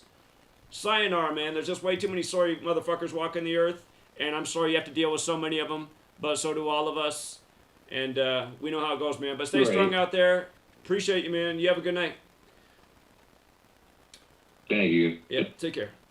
Yeah, and I mean, we got them all in our own family. I mean, my own sister went and vaccinated all of her children. It's just like, how dumb do you gotta be, man? I mean, you gotta be so dumb. And that's just the way it is. My sister's a real dummy. Let's go out to 531. 531, what's up? Yeah, what's going on? Just calling in with just some more stuff on Dolph. I just was looking at his record label, who he was signed to, not Paper Route, who he was actually signed to, Empire Distribution, owned by Ghazi. I think it's deeper than just Young Dolph and some rap stuff. Ghazi just turned 45. His birthday is July 24th. I haven't done too much of a real deep decode with the numbers, but it's definitely more than just some rap stuff. It's definitely deeper with some more elites. And I like. There's only 3 music labels, but he got like a distribution deal, a label that he owns himself, Ghazi Empire, and he signed at least 150 acts so far. And like looking on this list of Empire rappers, are like 3 of the last 5 deaths in rap are signed to Empire. Like the big ones like Young Dolph and King Von, he's one of them who was signed to Empire. There's a few other ones who were shot that were signed to Empire. They've just had a lot of recent shootings and deaths with this. It's not even, I don't even want to call it a record label, because they call themselves a distribution label, so it's not like a typical record company. But just do some more research on Ghazi Shami, GhaziShami, Ghazi Shami. It pretty much came out of nowhere in the early 2000s, and I don't know, he just got a lot of artists who are relevant. Oh yeah, Triple X was also an artist signed to him. So yeah, he got all the recent big rapper deaths are pretty much signed to Empire. So yeah, do some research on Empire. When you're saying Empire, is it the same Paper Route Empire, or is it a different Empire? No, it's Empire, just solely Empire. Young Dolph's Paper Route Empire was like a branch label through the big Empire, through Ghazi's company. And Young Dolph, he got some criticism a few years ago, because his whole thing was, yeah, I'm an independent rapper. That's what he always used to say. But then it came out that he actually was signed to Empire and had a deal with them, and You know, he got some scrutiny for that. But yeah, Empire, they got a few acts. Oh, and they also just got the rights to Aaliyah's discography on August 5th of this year. So yeah, they're up to some stuff. They also got Mac Dre's discography, another slang rapper who's pretty much, you know, like a legend.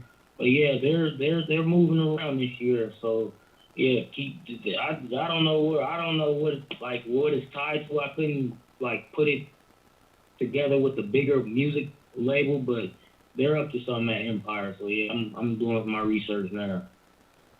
All right. I appreciate those observations. Thank you. Yep, no problem, man. All right, have a good night. All right, let's go out to Toronto. Toronto, how are you? Hi, Zach. Long time no call from my end. How are you? Doing well. Good to hear your voice, Natalie. What's going on? Nothing really.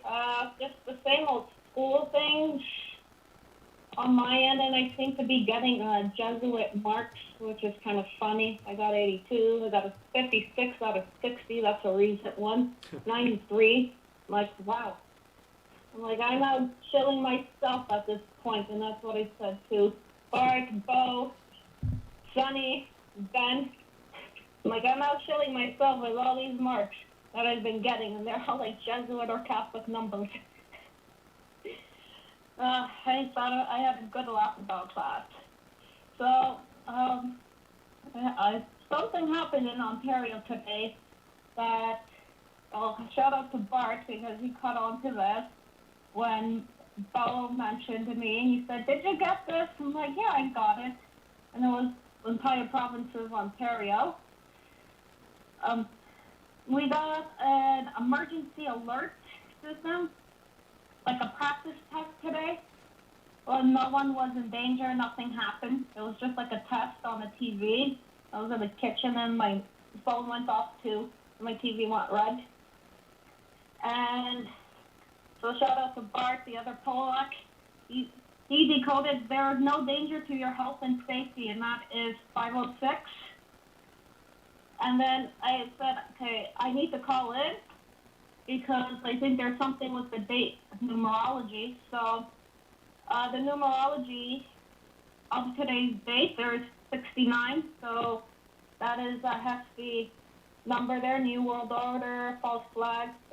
Montreal Canadians, interesting. The Jesuit Order in 1969, right? The Catholic Church. The Nazis, I don't know why. I only put that there because my dad was talking about the Nazis today. I'm like, why? So it's an interesting synchronicity. Then 33, like false flags on masonry. Then the days left in a year is 44. So kill is 44. Then what came to mind was shooting, then heart, then earthquake. I know PSYOP in December equals 44. And the day of the year is 321. I didn't make any thing out of that, except I know the President of the United States equals 321. I don't see how that's related. So, like, we kind of thought maybe this is predictive programming of some kind. Okay, interesting. And it's very interesting. Like, maybe it's some kind of predictive programming, like a clue of what is to happen. Because apparently in the news, COVID cases are rising, even though apparently most people are vaccinated in Ontario. So maybe it's going to be a parallel or something like that. And another point I had is I like your decode and coverage of the Poland and Belarus border, the land of my ancestors. Thank you. Of the Poland. Thank you about that. You're welcome. I know Belarus equals 666 in reverse English Sumerian, and Catherine the Great equals 94, and Lukashenko became president in 94. So those are two interesting points to add on to that. And that's all I have, Zach. All right. Appreciate it, Natalie. Thanks for calling in. You have a good night. No problem. No problem, Doc. Have a good night. Yeah, you take care. Look at CNN's front page right now. Look at the mockery. And it's sad that most people will never see it. It's the day leaving 44 days left in the year. Look at what they have up there. 2 fentanyl pills with M's on them. What is M? M is the 13th letter. What's the numerology of 13? 1 plus 3 is 4. So M is 4 in reduction gematria. So you have 4 up there on the day leaving 44 days left in the year. One of the stories today is that it's the most overdoses. It's the first time in a single year more than 100,000 people overdosed from drugs in 1 year. And they're saying most of those deaths are from fentanyl. And again, just think about the bigger pattern. In gematria, medicine equals 44 like Pfizer. Pfizer's not who's credited with fentanyl. Who actually made fentanyl is Janssen, who's owned by Johnson & Johnson. And Janssen is making the COVID vaccine for Johnson & Johnson. And I just noticed today when I was reading this story that fentanyl was approved by our government for medical use in 1968, the same year coronavirus was coined, the same year so many agendas went into play. But notice what the sub-headline says for this story. Fueled by the coronavirus pandemic and increased fentanyl use, the U.S. drug epidemic exploded while Americans were locked down. And again, on the day leaving 44 days left in the year. Remember, the medical push to rush out the vaccines is a military agenda. Operation Warp Speed, military 44, Warp Speed 44, Pfizer 44 gets it approved first. You know, coronavirus and fentanyl both in 68. Young Dolph up there at the same time, dead 68 days after his King of Memphis, or not 68 days, but 68 months after his King of Memphis album came out, like MLK, Martin Luther King, killed in Memphis in 68. But, yeah, I mean, just right in your face. MM44. And think about it, military, why is there so much heroin throughout the world? Fentanyl might as well be heroin. It's opium. But, again, there's so much throughout the world right now because of the military takeover in Afghanistan and the fact that the U.S. and Western countries that occupied the nation brought back the poppy production.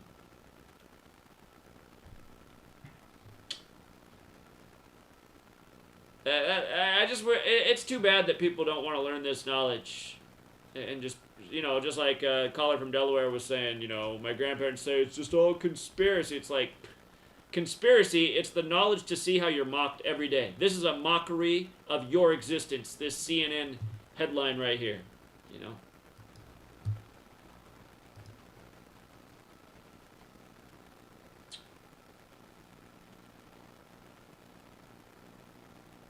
All right, let me see. Silverdale, Washington is up next. Let's go out to Silverdale, 360.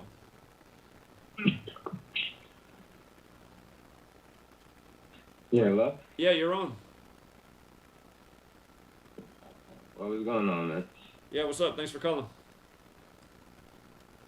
Yeah, well, so it's a lot of things that I would like to talk about, but I'll just stick with the gematria, man. You definitely have opened up floodgates with a lot of things you put out there, help connect a lot of dots. But one thing I'm interested in is what's your take on Paleo-Hebrew and the gematria concerning that, seeing how that's a pictographic and numerical language, and it's supposedly the first language, and is 100% based on numbers and pictures. So I want to see what your thoughts on that are first, especially seeing how English is a bastardized language. So that's going more towards the roots of word and language and gematria and N-word. Sure. Again, there's a lot of parallels between the numerical values of words in Hebrew and in English. And again, gematria means geometry and language. Those pictures or drawings you're talking about, a lot of them are geometric drawings related to sacred geometry. So, yeah, I mean, English. What's encoded in English is based on what was done before it, such as in Hebrew, as you just brought up. And I guess that's the best I can answer the question for now.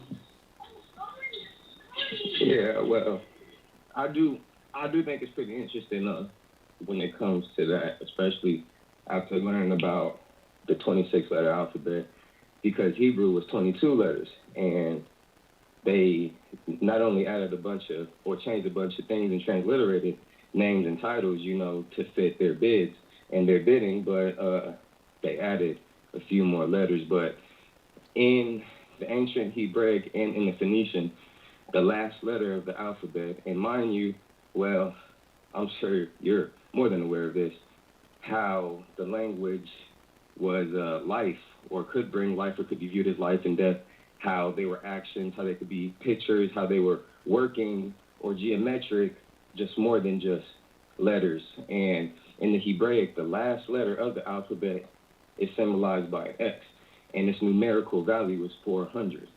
And 400 means the end, or means the end of the ancient alphabet that was spoken before all these other languages were created. So with that being said, in Torah, it speaks on 400 years of enslavement in enemy land.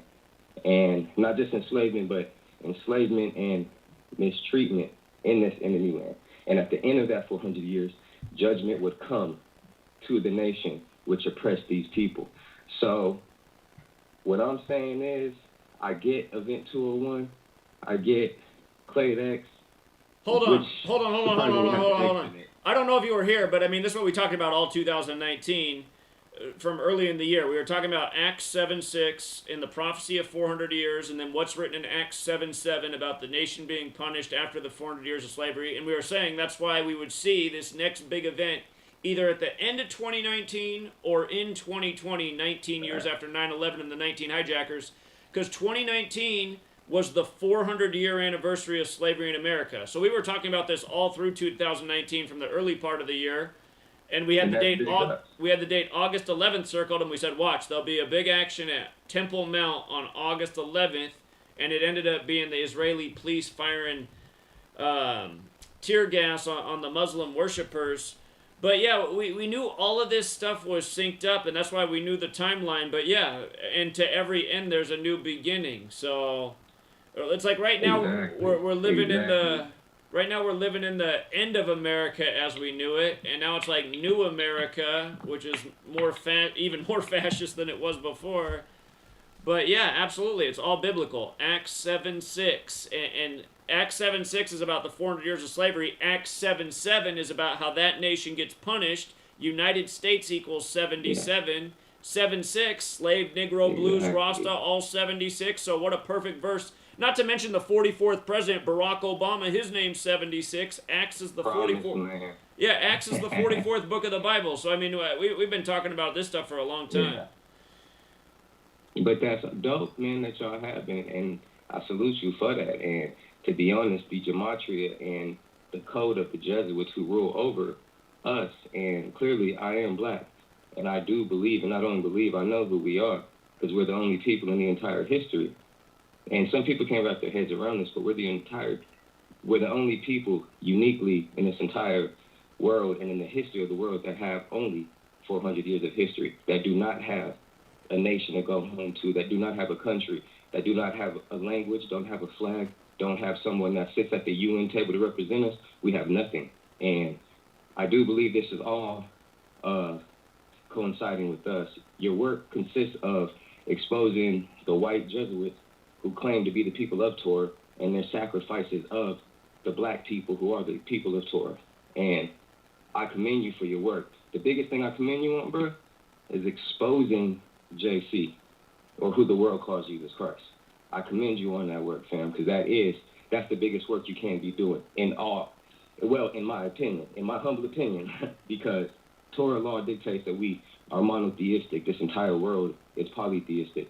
This entire world, and if you believe in universal laws or in one creator, then we all shit on his law of serving only him, serving one person.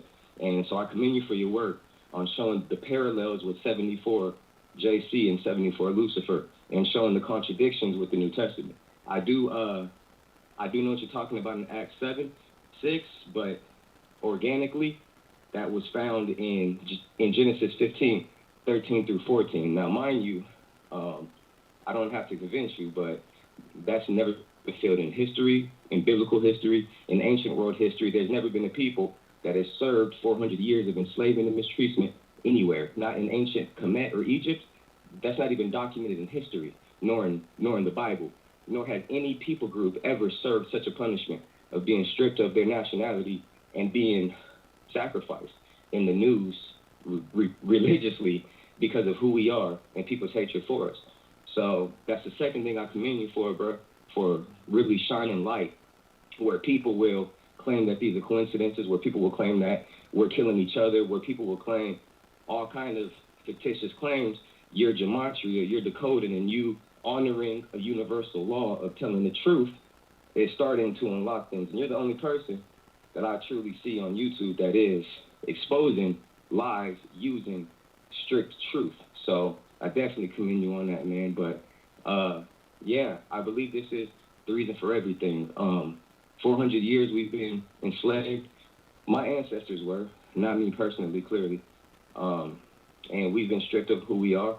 We've been called black. We've been called a color. We've been called a continent and a country. We've been chastised, man. It's been a lot. But 400 years is over, and the sacrifices are pouring out. But that's just because judgment is going to continue pouring out. It's said that this nation will be judged. The reason why 400 years changed, Zach, in March of 2020 as opposed to 2019 is because the Creator doesn't go off the Gregorian calendar at all. And you know what they've used this Gregorian calendar for. So according to, and even the Gregorian calendar honors the Creator's calendar because you have September, and in the Latin, that's 7, sept. You have October, Latin, October, it's 8. You have Nov, which is 9. You have Deca, which is 10, December. So naturally, January 11, month 11, February, month 12, March, month 1. They still honor the Creator's calendar. So March of 2020 is truly when a biblical or a Creator's year would begin because it goes by the seasons. And a new year begins in the spring when new life springs. So says the Creator. If the Jesuits say it begins in the dead of in the dead of winter, celebrating a god named Janus, and it's just all, man, it's just dark.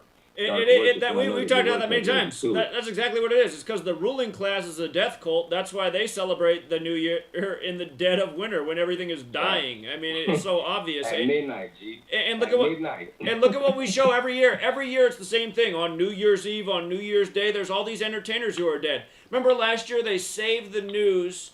Who's the masked rapper who supposedly died on Halloween last year, but they saved it for New Year's Eve?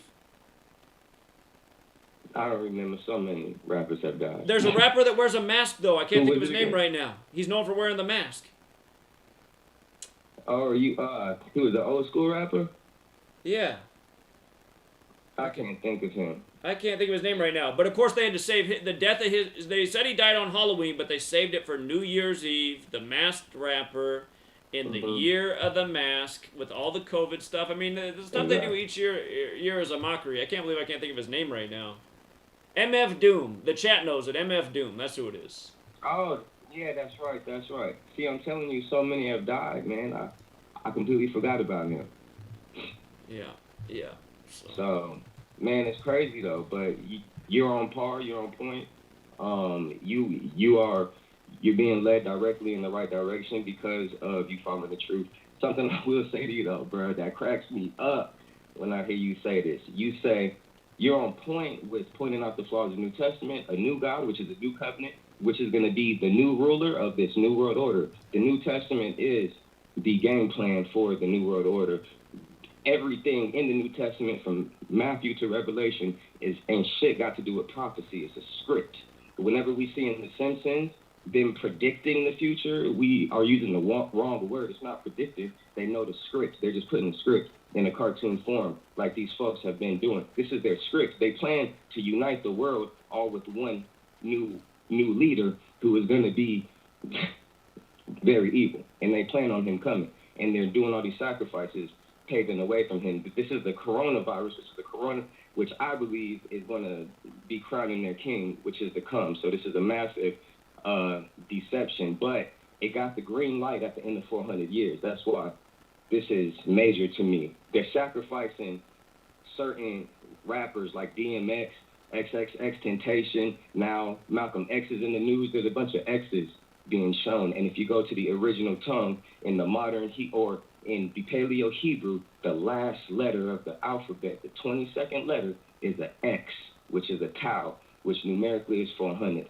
And I honestly believe that's why everything is popping off. Nothing is going to change. And if you believe, oh, I'm sorry, before I get to that last point, let me say what cracks me up that I hear you say.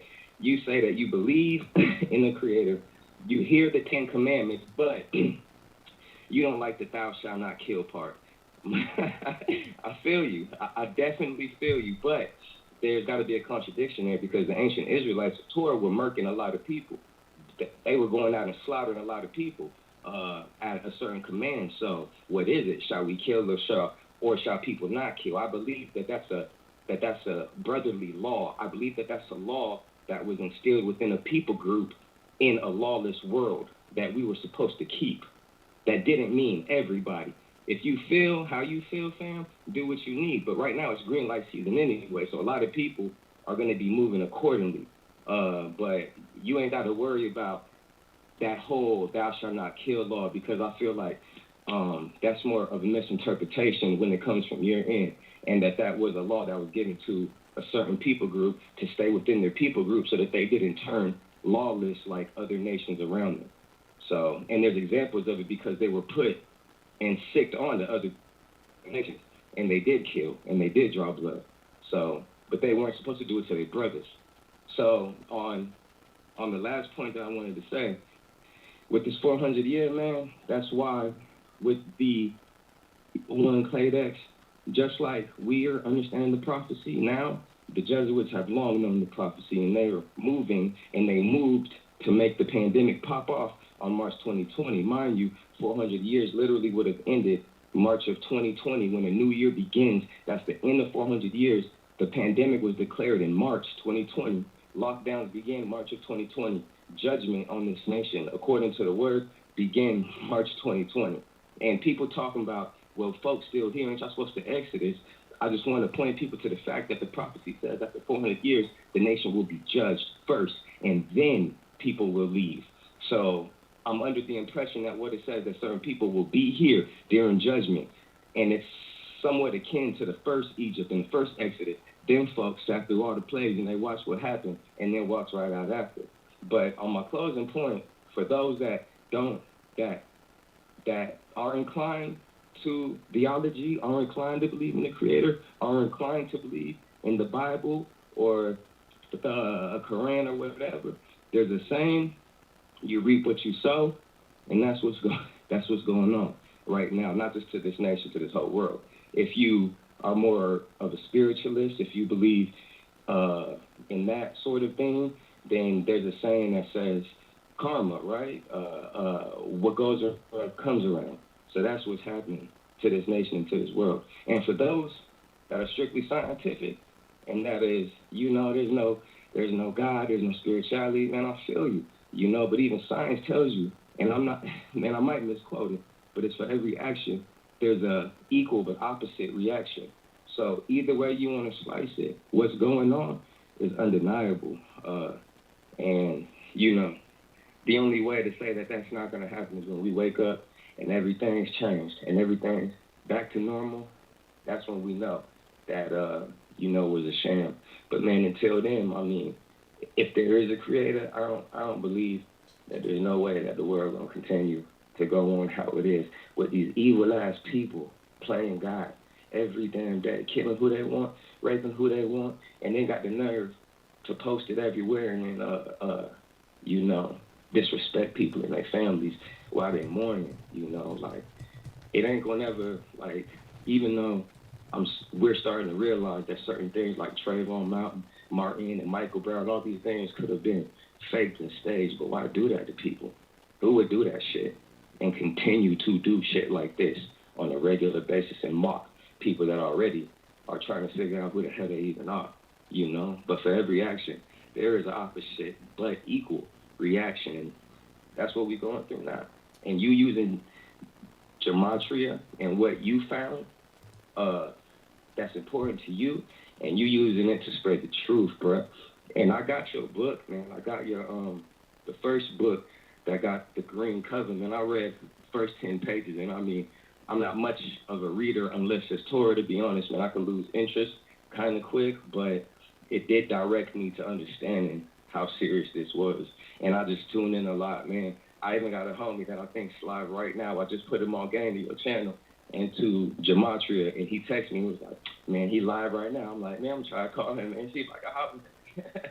Well, I appreciate you calling in and spreading the word. Yeah, everything you're talking about, it's funny. For sure. I was saying the same. Everything you're saying is exactly what I was saying back in 2019. And I said, you just think about it. I mean, this judgment, this biblical story of judgment. I mean, you just see how ripe the U.S. is for it. Because look at this nation. This isn't a nation that's like living any godly divine for any divine purpose. Everyone's like self-promoting, materialistic. I mean, everything is wrong here. This is so you're right. I mean, it's like, to me, the way I see it is, though, they set us up for this.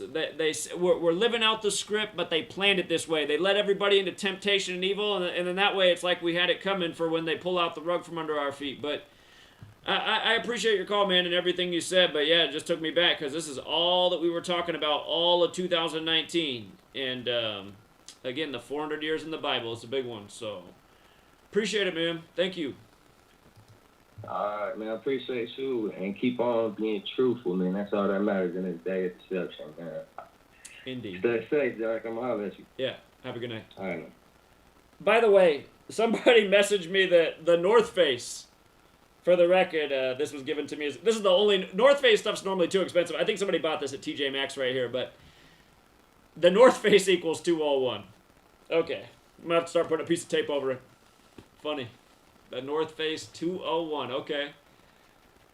Big brand. But I'll tell you what, it keeps me warm in the winter. It's like my go-to jacket to keep the heat bill down low. So anyway. Next call. For those of you guys on the radio, I'm wearing a North Face fleece right now. And it says the North Face on there, which apparently is 201. So let's go out to 626 Pasadena.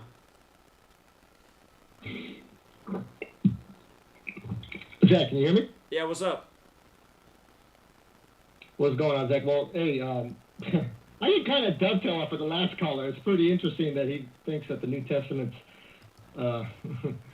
being used by the Jesuits. As a matter of fact, the Jesuits are being used to fulfill it, whether they know it or not. One of the latest things that I just posted on my Instagram, how would you ever support what you just... Hold on. How would you ever support what you just said? I mean, I sympathize more with the Jewish point of view of the New Testament was glued onto the back of the Old Testament just to, say, like, see, now we have some credibility because this already exists, and now we glued ours onto the back of yours, so obviously ours is true, too. I mean, where's any credibility for the New Testament? All right, we can go back to the very beginning. You want to go back to Genesis? What the last caller said was dead on point. The New Testament is the blueprint for the New World Order, which is the Jesuit World Order. That's the fact. So you with your head up your ass, tell me, where's your evidence that the New Testament's, anything other than the Jesuit script? Who do you think the seed of the woman is in Genesis that was promised to also counter the seed of the serpent? Who do you think that is, by the way? The seed of the woman. You ever hear of a virgin birth? How does a woman have a seed, Zach? Again, how does a woman have a virgin birth? There's a better question. It's called God. God can do that. So where is God right now? Where is God right now? Where is God right now? Here, for the record, for me, I believe in deism. I think that's correct. That there was a God creator, but God isn't intervening. God's sitting back and watching his creation, and I don't know. I guess God's creation wasn't as perfect as he thought it was, because look at humanity right now. And humanity is 666, by the way. He never uses that word. My father never uses the word humanity. He uses mankind. But he never uses humanity because Mankind that's equals 666, and that's why the 66, like he Jesuits like to regrets use that. making mankind in Genesis 6:6. Mankind 66, man made on the sixth day. Oh yeah, no, it's the last book, and when you add them together, it's 12, and when you add 1 and 2, that's 3. You know, God is a God of numbers. He created, in the beginning was the Word, and the Word was with God, and the Word was God. It's the Lord Jesus Christ from the very beginning, the Alpha and Omega. I am the beginning and the end, saith the Lord God Almighty. Okay? But again, the seed of the woman, way back in Genesis, that's him. Okay? The seed of the serpent, that's the coming Antichrist that everybody's about to freaking worship. Because that, if you ain't getting with the program, and all the listeners here, you might as well get your forehead ready and get your freaking right hand ready, because you guys will worship the beast. You guys, there is no choice. See, why would you accuse me? Why would you accuse me of that? Right? Why would I be the one to do it when I'm exposing it? Oh, because you don't believe in the Lord Jesus Christ. Listen, we are coming into what the Bible calls the hour of temptation that is going to come upon all the world to try them that dwell Here, upon the earth. just to stop you again. It's not about believing in Jesus Christ. It's about understanding good and evil is a real thing. There's a way to be good and there's a way to be evil. People who are participating in this agenda out of ignorance or whatever it is, you know, they are participating in evil. I'm not participating in evil over here, so I don't know why you would call in and accuse me. See, that's what religion does. It makes people just start taking sides and then making statements like what you just did that are blatantly false. Why would it be me who would submit to the agenda when I'm here writing books about it and exposing it probably better than anyone else is in the world? You see what I mean? You're going to call in here and talk your bullshit out of your book that you believe in so much it's not doing jack shit. Where's God right now? Where's Jesus? Is Jesus helping stop the agenda right now? I know the Society of Jesus is responsible for the agenda. I know that much. I know that all of the numbers on this agenda are straight from the New Testament. Who else would do this? Who else would do this but the Society of Jesus? No.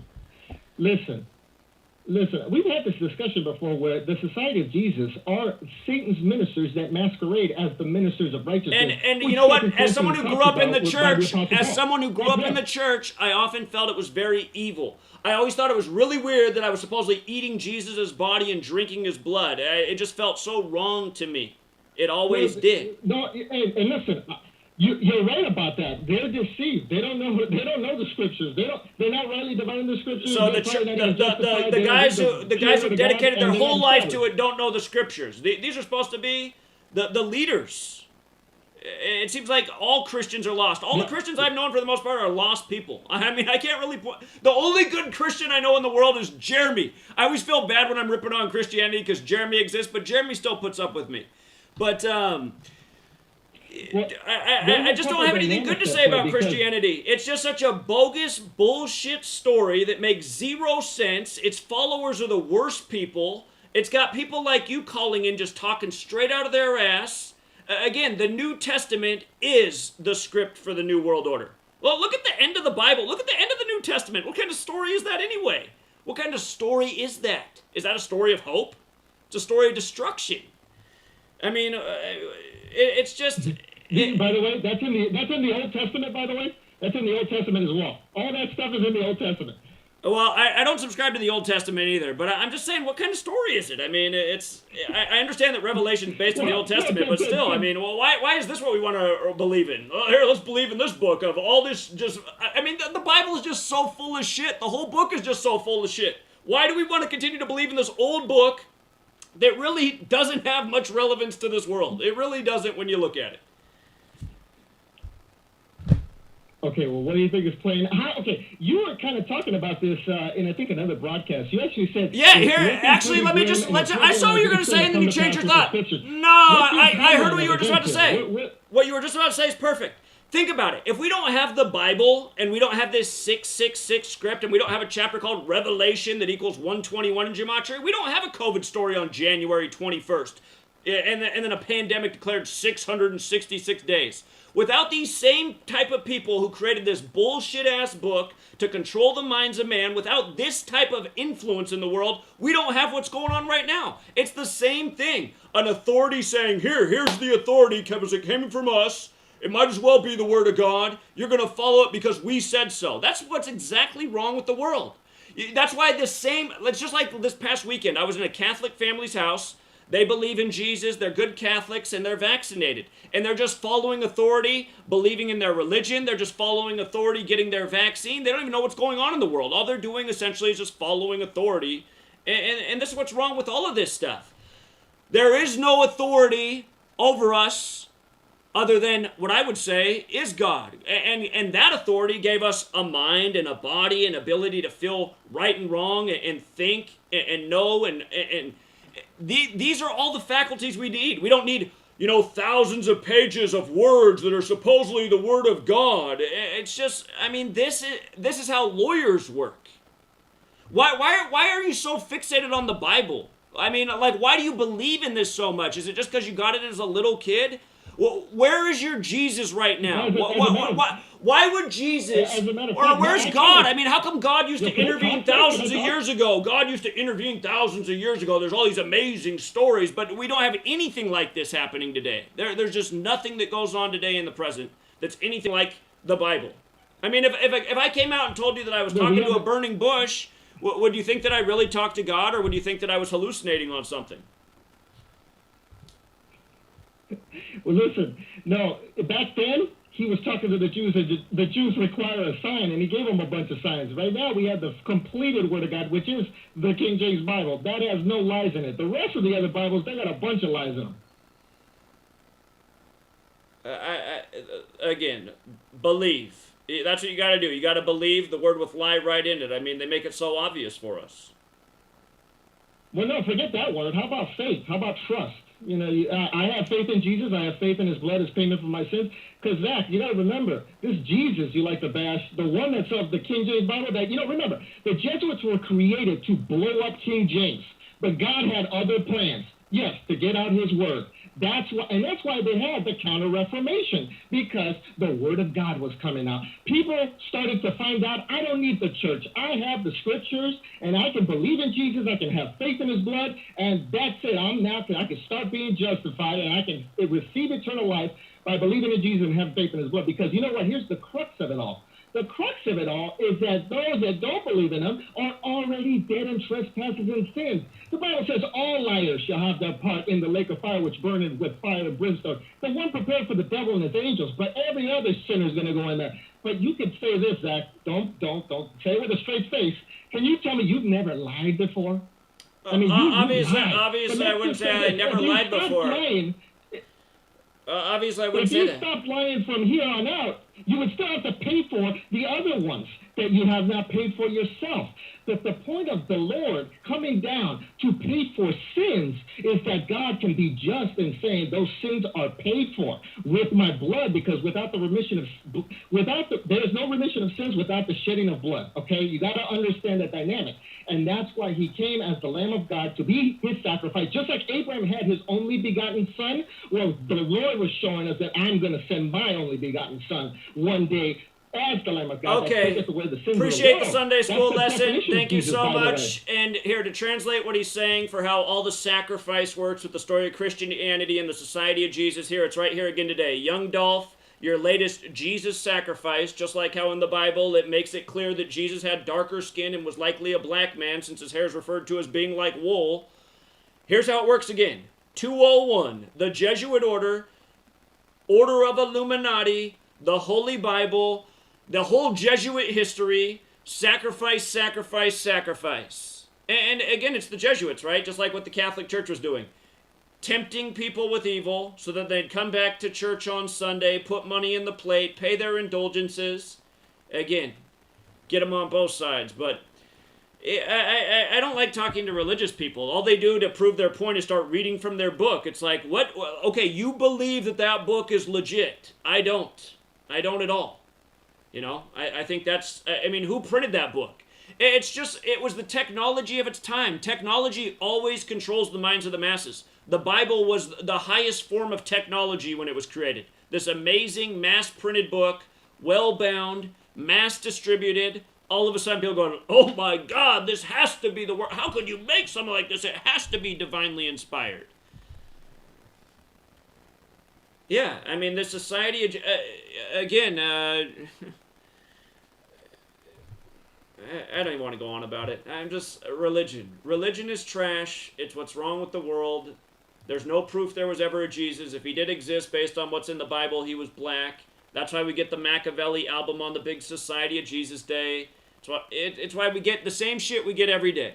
The Society of Jesus is the most evil thing in the world.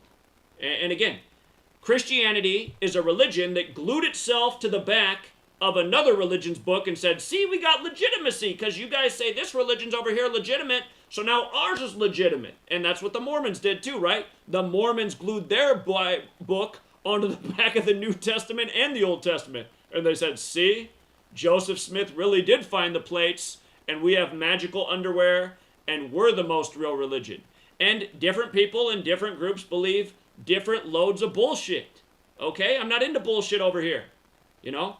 The reason that guy is calling in and reciting the Bible and doesn't know anything about anything else is because that's all he knows about is the Bible, which isn't helpful to anything. You know? And then he calls in talking shit saying, I'm going to be getting the mark of the beast. I mean, what a dumb fucking comment to say. I don't think anybody's ever exposed it better. Okay, let's go out to 850. What's up? Hey, Zach. Yeah, I'm going to shift topics because this is stupid. So I just found an article with Jeff Bezos at a forum called Ignatius Forum, 58 days before his 58th birthday, predicting the future of humanity. I don't know if you saw that or not. Wait, I haven't seen you talk about it yet. Ignatius what? It's called Ignatius Forum, Forum. Oh, I see. Ignatius He Forum. was at the Ignatius Forum. Yeah. Yeah, you probably couldn't. I'm at work, so I can't, put the link up on Free to Find Truth. Yeah, if you just Google Jeff Bezos, Ignatius Forum. You know what's funny? No, I found it, man. So this was on the day leaving 46 days left in the year, like Catholics 46. What's funny is Tucker Carlson was showing Jeff Bezos at this thing, but he didn't mention anything about the Ignatius Forum. All they talked about is how he looked like the guy from X-Men. They were saying Jeff Bezos is like the doctor who created the X-Men. But what's funny is he was doing that when this was going on. So, wow. And again, we've been saying it's very clear Jeff Bezos is a Jesuit plant. Of course, at the Ignatius Forum, he's predicting the future. Yeah. Wow. Okay. On a very Catholic day. How fitting. So you and I have a synchronicity connection, by the way, Zach, because your birthday leaves the 38th prime day left in the year. Can't remember that number. 163. My birthday leaves 38 days left in the year. And you're 38. And your 201st day of your age is on the 38th day of the year. I saw that. It's pretty weird. Man, pretty weird. Don't go out your house that day, dude. Stay home. Just in case, man. We can't lose you. I never live paranoid. I'm sure I'll be fine. Worst case scenario, they'll put me out of my misery. But I'm sure they enjoy watching me suffer each day. So I'm sure I'll be around for a long time. I mean, that's what I hate about my work. It's showing that even when you expose it perfectly, people still don't give a shit. So it's just like, what are you gonna do? Yeah, some days, man. Some days I don't even wish I would wake up in the morning because I'm just like, I'm sick of this shit. And I try to do my part as much as I can. I mean, I'm Taco Tuesday guy, by the way. But yeah, I just want to let you know about the Jeff Bezos thing and then your birthday. So. I'm going to look more at that Jeff Bezos thing. That's a great catch. Now I know why Tucker Carlson went to him that night just to show that clip, but they didn't talk about anything really. They just made a joke about how he looked like the leader of the X-Men, but now I see. I'm just going to make me go back and look at X-Men more too, so I appreciate it, man. Thank you. Yep, have a good one. Yeah, you too. All right, let's go out to 909 Chino, California. Zach. Yeah, what's up? Hey, man. Hey, I think you're on the wrong screen on the online. We're still looking at the eye, but I wanted you to pull up a November 11th story. It's Officer Jack Nice. Jack Nice. That's N-Y-C-E. Officer Jack Nice. Here, I'm going to do something real quick because this person's just calling my phone over and over, the other phone. Like, I don't know if they're dying or what, so hold on. We're taking a call. 860, what's going on? Are you is this an emergency? Hey, Zach. Sorry to bother you, man. I just wanted to let you know about this latest in the satanic ritual. What, you cut out the latest what? Satanic ritual in New York involving fake sports. Oh, okay. I don't know if you caught my comment, but it was Steve Kerr's 666th game as a coach. Right. And it was in New York, which equals 666.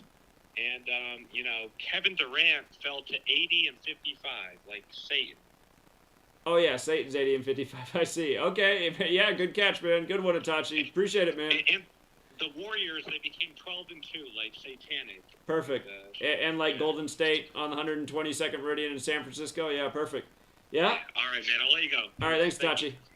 All right, that's what it was. Okay, sorry, man. Go ahead. All right, I'm back. Yeah, what's up? Jack Nice. Okay, so Jack Nice. So type his name in the calculator. It's pretty funny once you look at it. Well, he's got 72 and 144 like Jesuit order, 45 like IHS. And then there's rituals 27 and 45. Yeah. And then it says he's a 17-year-old veteran. What does Mark Passio say that the elite calls police and military? Calls them their dogs. Dog is 17. Yeah. Kill is 17 too. Number that's always around death. Like we have a killing today on the 17th in Memphis. Huh. Okay. There you go. And then another thing on the escape plan lyrics for Travis Scott. The first line is 12-figure estate plan. When you type that in to the calculator, it's 266, 95, 328, and 121. I don't know what 328 is or 121, but 95 and 266 stood out to me. Okay. I see this Jack Nice was 46 years old as well. Just another Catholic number of viruses. 46. Dead from the virus 46. I mean, and the name just, I mean, I guess your name could be Jack Nice, but it kind of sounds like a bullshit name too. Jack Nice. Yeah. So. Yeah, it reminds me of and then oh God, I forgot his name. Officer Sick Nick. Officer Sick Nick. Remember that story? The Capitol insurrection. Supposedly he was hit over the head. First they said he died from bear spray, and then they said he got hit over the head. But that was a big one earlier this year. Officer Sick Nick. Anyway, appreciate it, man. I'll look more into those stories, so thank you. Okay, cool. Hey, one more thing real quick. I submitted a book cover last night. Are you decided on a cover yet, or are you still taking submissions? We'll do a final. I'll go over all the new submissions since we did it, and I'll get a community vote. And again, I'm going to give out prizes for the top 10. So that will happen. Cool, man. All right, thanks, man. All right, appreciate it, man. Take care. Have a good night. Bye. Yeah, see ya. You too, bye. Yeah. All right, Beverly Hills, 310. What's up, man? Yeah, what's going on? Awesome. I got one for Rambo, the red shoes. For those who are squeamish, cover your ears for the next 15 seconds. So historically, the popes have been head of this club called the Red Shoes Society, but that's his brothers in it. What it is they're staining these shoes with the blood of the children they sacrifice and drink their blood, the adrenochrome. So this is like the top of the adrenochrome club. At the very, very highest level of this Red Shoe Society, they actually get their shoes made out of human leather, out of the children's like faces and stuff like that, and then stained with their blood. And they usually they hang the body over the side of an empty pool from the poles where you enter, like the railings that you hold on to. And Podesta's brother had paintings with empty pools and shoes at the bottom of the pool and the blood dripping down from the side. And they even showed those on the news one time. Like, why the hell does he have these weirdo paintings? Anyhow, so that's the Red Shoe Society. Most of the members of it would be Jesuits, and some are even at the highest echelon of the Jesuits within the Society of Jesus, which I think I just figured out actually has 201 members. the committee of 200 plus the moderator or the speaker, which makes it one more, making it the 201, the same ritual number from the Catherine the Great thing. And bro, I apologize, dude. I've only like been turned on to your work for like 2 months, so I'm gonna say a bunch of stuff you've already said and sounds stupid. I apologize ahead of time. But if I talk for 10 minutes, I may have one gem that you haven't heard before. It's almost like playing Stump the Zach or something. You already know everything. Another thing I wanted to mention was the Sirius thing again. So Sirius A is known for higher consciousness and the Yehoshua HaMashiach Brotherhood of the Star group. Sirius B would be the Dog Star, the Canis Major, and these beings that supposedly came from there, as well as the Nephilim coming from there, were bipedal humanoid dog-headed beings. That's why they got all these statues all over ancient Egypt and everywhere of these dog-headed beings. And this is where we get the term canine from the Canis Major beings. And then their representation, they're said to have left on Earth, was the Canaanites, who also practiced blood sacrifice and, you know, that type of stuff. And it is said that back in the day, they were on Earth at the same time the reptilians were in reptilian form, and the reptilians asked them to join forces, and they didn't want to, so the reptilians attacked them and took them over. I'm not saying I believe in it, I'm just saying this is what is said about this stuff. Last thing I wanted to mention that I have written down here from this show is the QAnon Con, or the Q-Tards. It's literally the same script from Operation Trust from the Bolshevik Communist Revolution takeover in Russia, which was also piggyback the Spanish flu. That's literally the same script we're going on now. We got a New World Order communist takeover, and they're piggybacking it off of another fake flu, the coronavirus, which, you know, whatever people think about that, whether it's real or not, that's a whole nother rabbit hole to go down. But it's literally just the same con job. Go read Operation Trust from when the Bolshevik, the fake revolution, which was actually a communist takeover. When they took over, there was supposedly a group within the, intelligence community, KGB or whatever, that were working on the side of humanity and the people and behind the scenes, and just sit tight, eat your popcorn while they save you. In the meantime, 60 million were killed in the gulag, so that's your QAnon Con, and people don't even know QAnon literally stands for $anonymous. It's the same, rehash of the by false thing you keep mentioning. I don't know how many times you got to tell people, man, it's the same shit. Look how many channels they got on YouTube using that mask. And, last thing I just wanted to mention, because you have that caller on, you got the target dog with the bullseye, and his name is Bullseye. You got the Papal Bulls, you got the Bull of Wall Street, and you got the Bible. And that caller literally just bought the bull shit, and it's like you said, it's just a script. That's why it's called scripture. It's a lullaby to put you to sleep. That's why it's verses of a song. All the words in there are verses. And it's literally a playbook. They're gonna make their own shit come true if we don't do something about it. Anyway, that's all I got jotted down for this call. I kind of jumped in halfway. Well, I appreciate it. Another great call. I know you're a newer caller, but every time you make a great call. So I appreciate it, man. Thank you. Have a good night. Thank you. DJ, by the way. Okay. I'll do my best. All right. Take care, man. You have a good night. You too. Thanks. All right. Let's go out to the man in New York. How you doing tonight? Yeah, what's up, Zach? Hey, just doing the show. How are you? Taking it easy as usual. Perfect. Next, I want to read something about that guy with that Christian bullshit a while ago. Sure. Listen to this. This was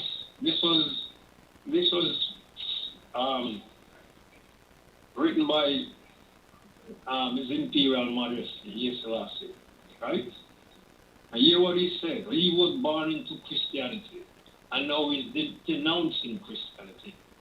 He said, we must stop confusing religion and spirituality. Religion is a set of rules, regulation, and ritual created by human, which were supposed to help people spiritually. Due to the human imperfection, religion has become corrupt, political, divisive, and a tool for power, struggle. Spirituality is not theology or ideology.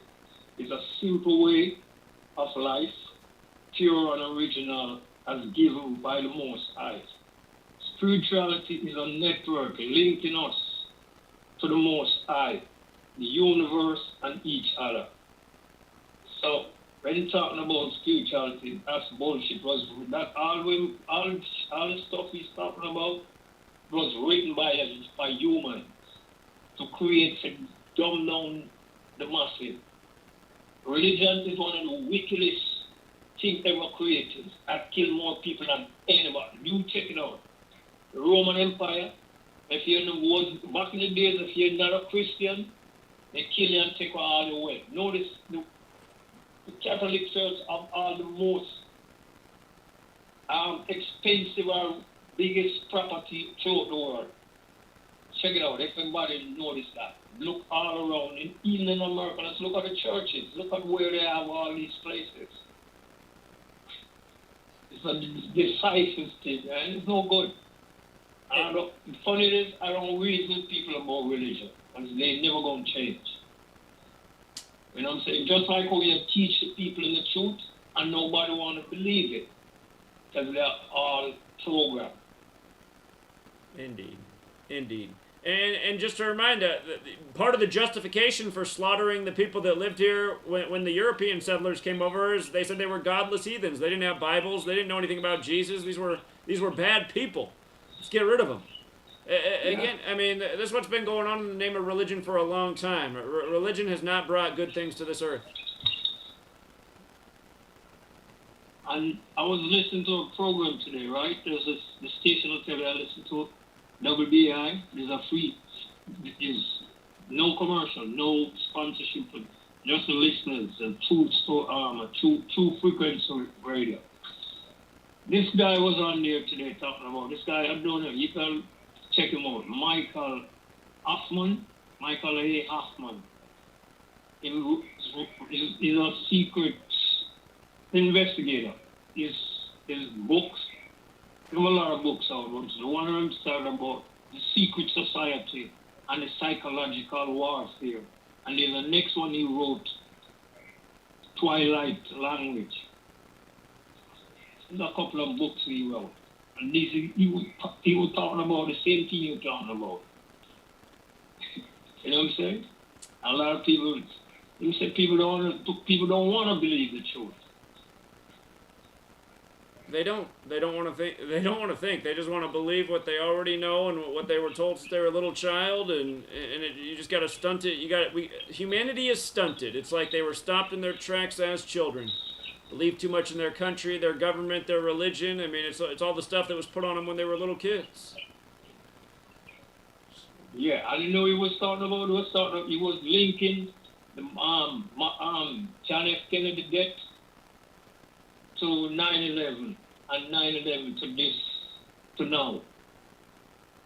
It is all connected. It's all just one straight line when you know the Jesuit code. Well, I appreciate it, friend. Yeah, man. Great message as always. Yeah. Thank you. Yeah. Yeah. All right, cool. All right, you have a good night, man. You take care. Yeah, you too. Thank you. All right. All right. He sounded good tonight. Last time he called, I was worried he had a bad week or something. All right, let's go out to 407. What's up, Florida? 407.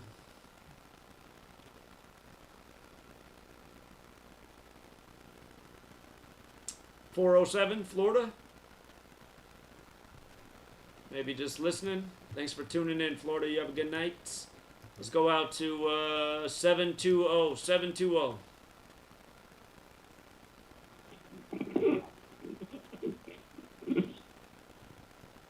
720.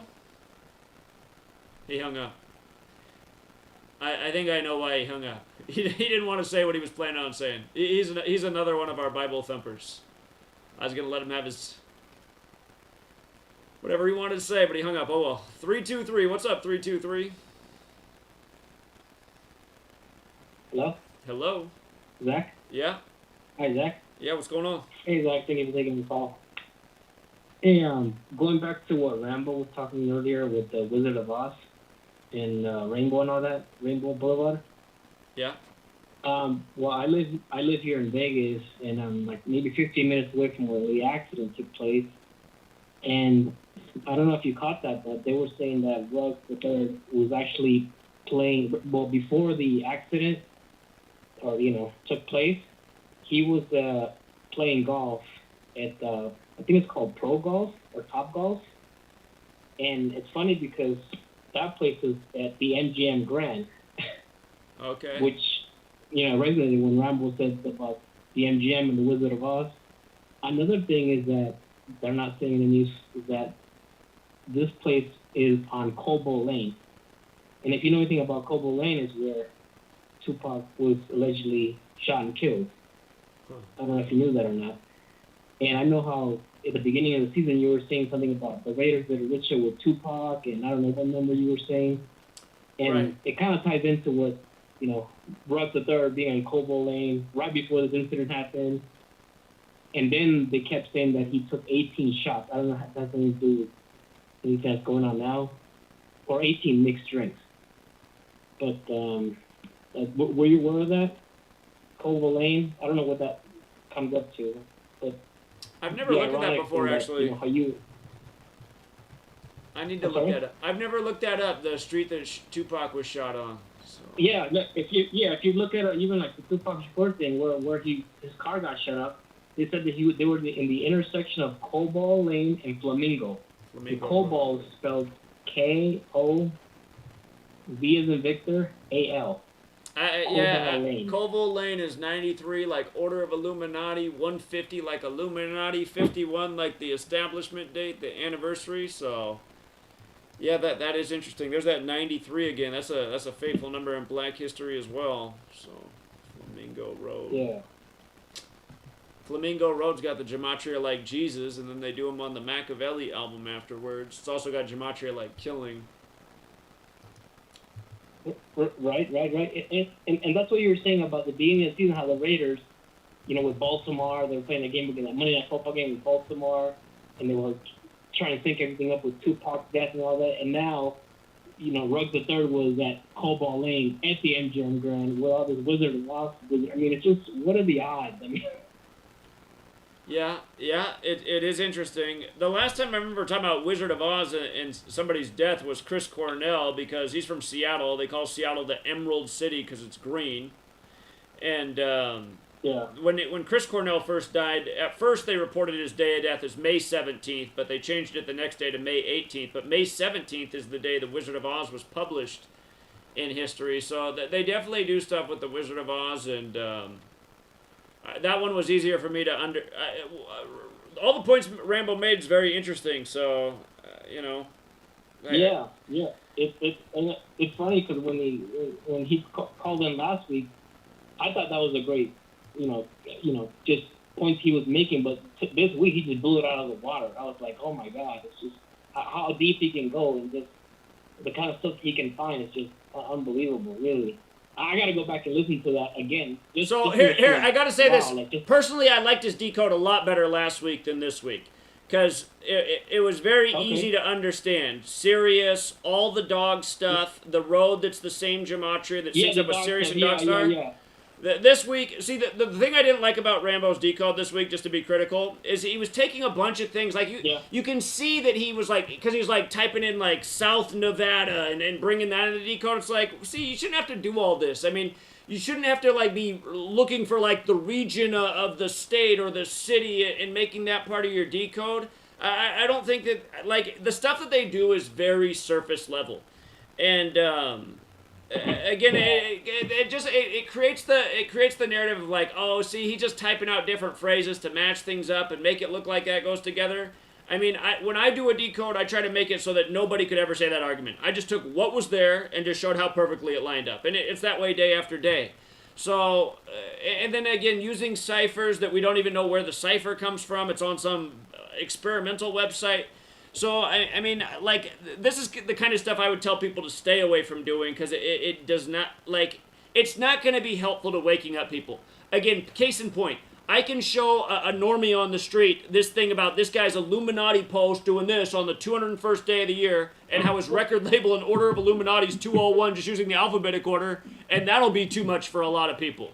If I'm having to say, well, check this out, here's this experimental cipher I found on this website, I don't know where it came from, and also look at how this matches up when I write out South Nevada. Again, that just doesn't need to be done. That's why, in a way, I feel like there's a lot of stuff going on in the world, Rambo. Do we really need a second one on Henry Ruggs III crash? I mean, it's not even the most important story right now, and last week's Decode did it. This week, I felt like we were putting together a bunch of loose ends, and so that's just my take on this week's Decode, and it's okay. Rambo does brilliant work, and I really appreciate him. I just don't think that this week's Decode was necessary or that helpful, and plus there's so many other important things going on right now. I feel like his brain power could have been better used towards looking at something else. So anyway, that's just my thought on this week's Decode. Yeah, and I know where you come from because I listen to your show a lot, and you kind of go back to where like callers will call in, and you're just like, look, just give me 2 or 3 great, points, or like just what numbers attached to what, and just keep it simple, because then when you go on and ramble, then you just maybe you kind of like beating a dead horse. I don't know. Right. All right, man. Well, I do appreciate the call and the observations. Thank you very much. All right, thanks, Zach. Yeah, have a good night. Call. Yeah, take care. All right, let's go out to New York, 646. How you doing, Zach? Yeah, what's up? This young Dolph killing was a Super Bowl riddle, and I think it has to do with the Tennessee Titans because young Dolph has the same birthday as Ryan Tannehill, 7/27. Oh, that's interesting. Okay. 201. Nashville, where the Titans are. Yep. And it's 201 days from 7/27 to the Super Bowl. And Nashville's 102 since this is the 102nd NFL season. So yeah, Titans will probably be a part of the narrative once again. And just think how young Dolph and Ryan Tannehill was drafted by the Dolphins as a young man. So that's a good that's point. the riddle I see there. That's a good point. Interesting. And right now you mentioned the 68, right? Uh-huh. What was it, 68 weeks from his first album? Is that what it was? Right. King of Memphis was his first album. 68 months actually. 68 months. Well, it's interesting. That's the championship number. And right now, Ryan Tannehill is sitting on 68 wins and 56 losses. Huh. I find that interesting in 126 games. Okay. Now, his full name, Ryan Timothy Tannehill, is 263, the 56 prime. So there's your Super Bowl 56 connection, and he's 33 years old. Interesting, yeah.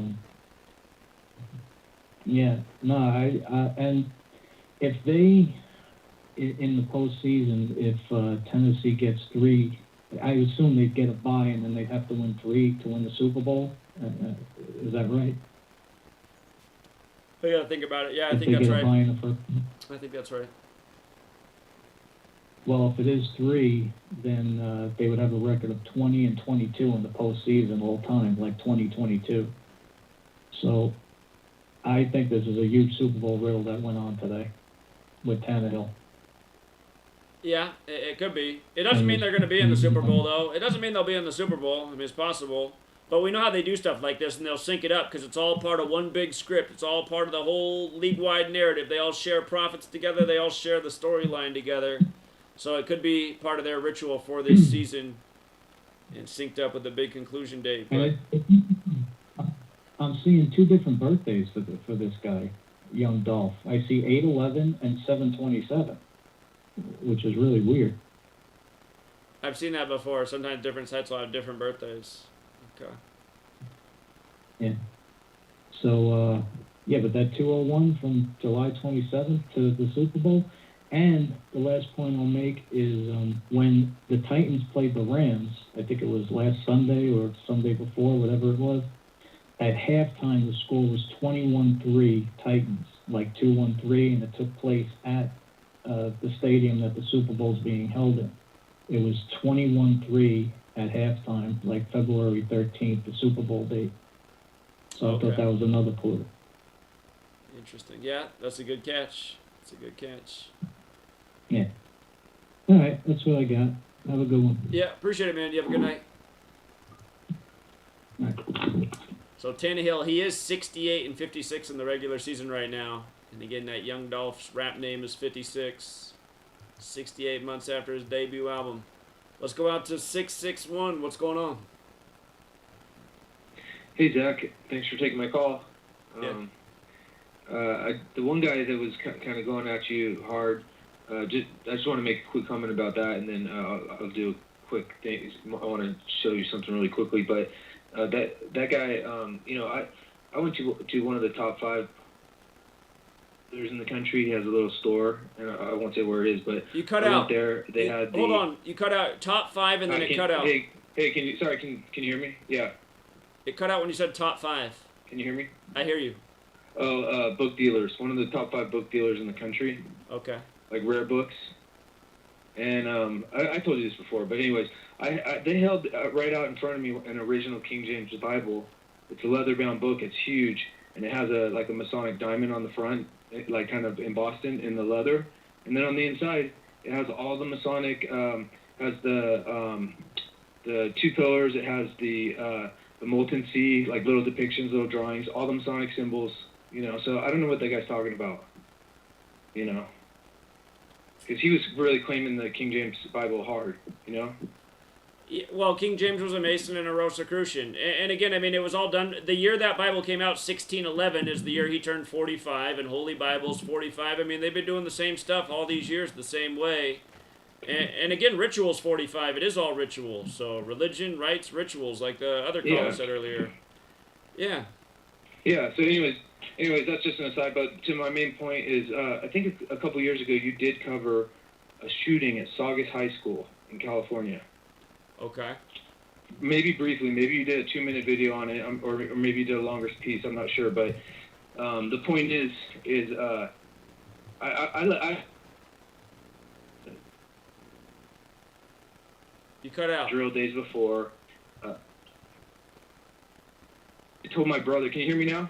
Yeah, the Saugus High School shooting was November 14, 2019. It was the day with the 4464 numerology, the kill numerology, and again 44 like shooting. So, but what were you saying about it?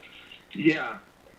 Okay. Well, I was gonna drop it for I knew it was a ritual, but I was gonna drop it. But then I went to my little nephew's soccer game at Central Park. That's where they had all the people evacuated to. Right across the street from the high school, basically. Yeah. And he goes, yeah, that's the memorial they put up to him, for the 2 kids. I'm like, what do you mean, the memorial? He's like, yeah, there it is. Two obelisks. You can look it up. Look at the picture. Like, if you type in Saugus shooting memorial, it'll pop up. Dude, it's creepy, man. They have 2 obelisks, and it has his sports number, which was 27, on it. It's got the Dodgers on it. It's got butterflies all over it. And the girl that died, hers has St. Louis Cardinals on it. Oh. Do you have the pictures? Can you see them? I'm trying to find it. I typed in memorial. Oh, here it is. Okay.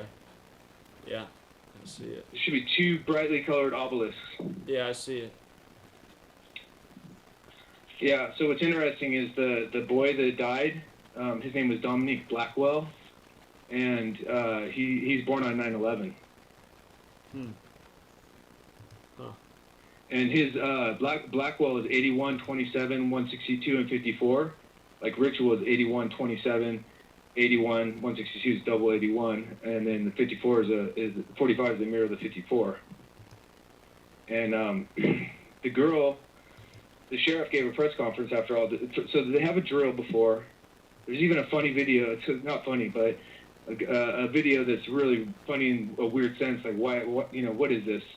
is a girl talking about how she saved one of the shooting victims because she had a gun kit, a gun wound first aid kit on her that was given to her days before when they did this drill. You can find that video, and that's really, it's like, dear to me, but whatever. But yeah, and then Sheriff Villanueva, he's the 33rd sheriff, and he gave a big press conference with the FBI standing behind him, like around 10 o'clock in the morning. And his numbers are interesting because they match up with the girl. He's 119 and 38, and the 119 and 38 as well.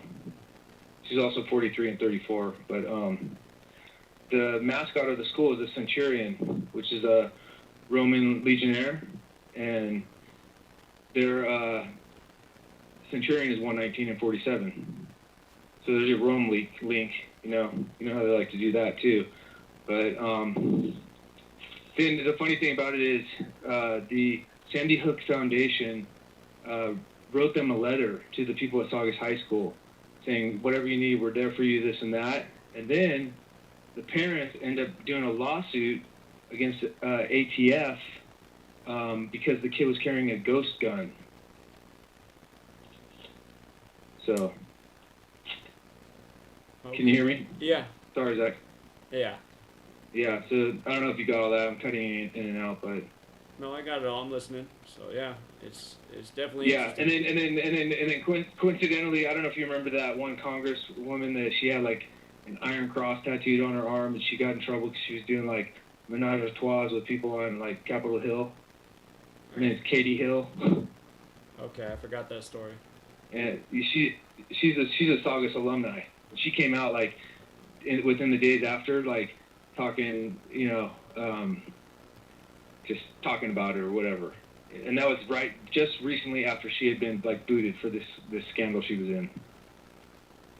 So, I mean, I knew, Zach, I didn't need the gematria. I already told my brother. I knew it was a ritual as soon as it happened. And then when I saw the twin obelisks, it was just like, it was like clear as day, black kid, white girl, black well, the cabal can draw from that well of black actors or shills or sacrifices for their rituals that they do. It's all there. It's like pretty obvious. Indeed. Yeah. What they're doing. Appreciate it, man. Great observation. Thank you. All right, man. Yeah. Have a great night. Yeah, you too. Take care. All right. Bye. All right, let's go out to Seattle 206. I'm just up again. It's like 206. Every time I see like you, I got.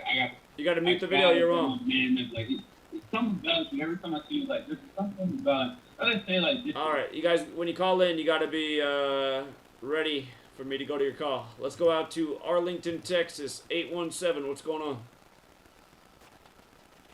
Yo, Zach. I got some information I want to go over with tonight. I don't know where to start. It's kind of three things, but I guess let's start with this.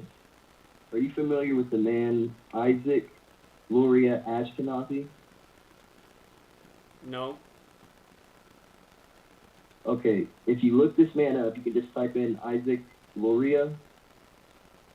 He is the supposed founder of contemporary Kabbalah, meaning still existing, living, contemporary,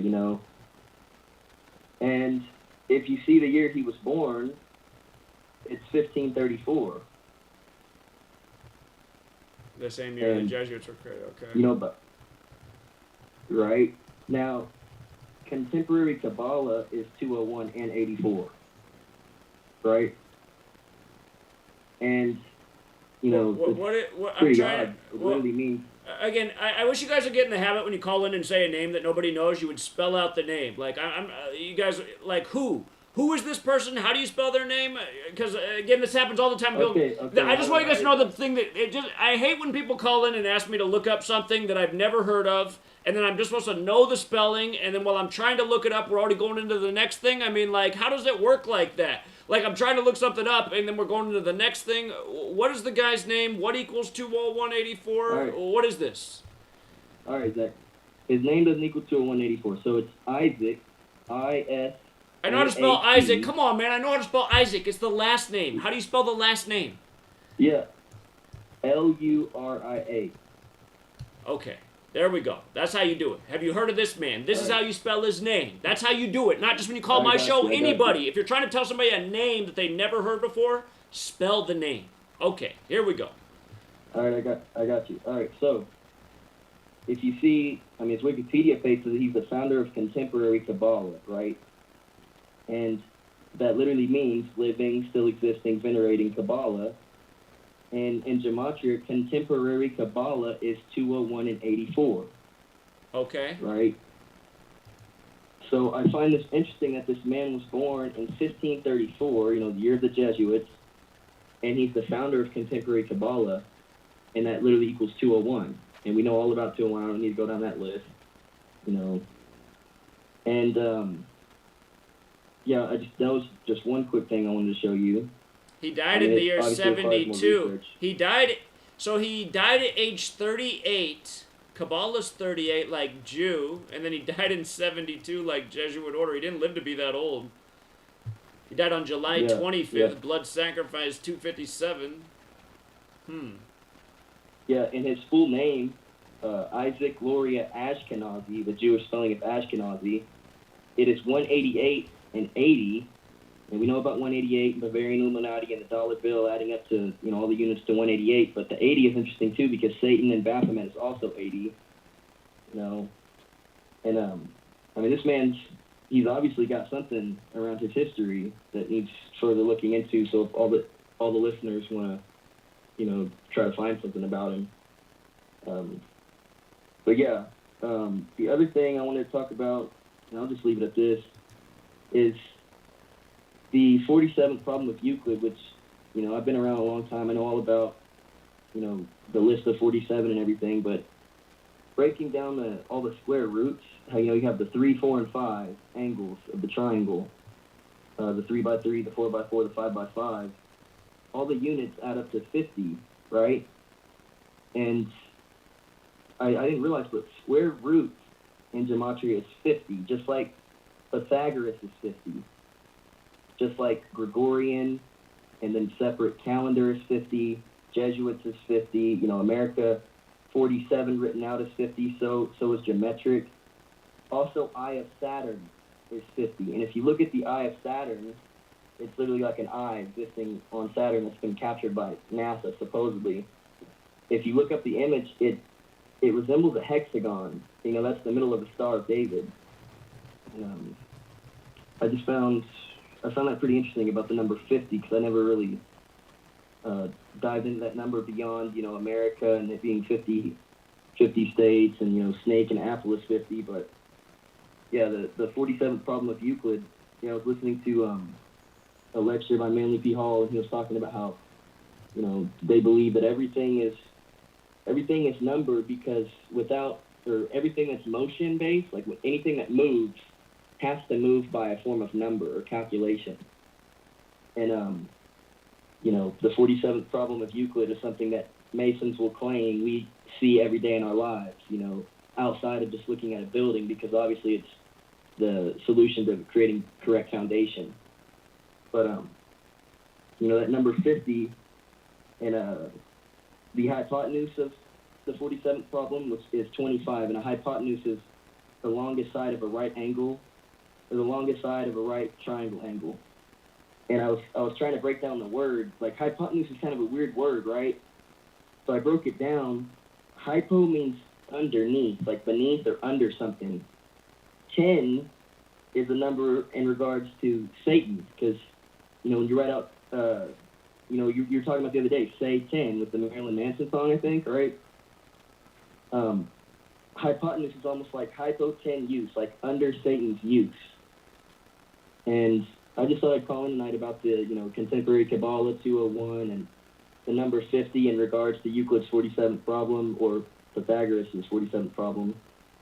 But that's all I got for you tonight, Zach. All right, appreciate it, man. Thank you. Good find on the contemporary Kabbalah guy. Appreciate it, man. Thank you.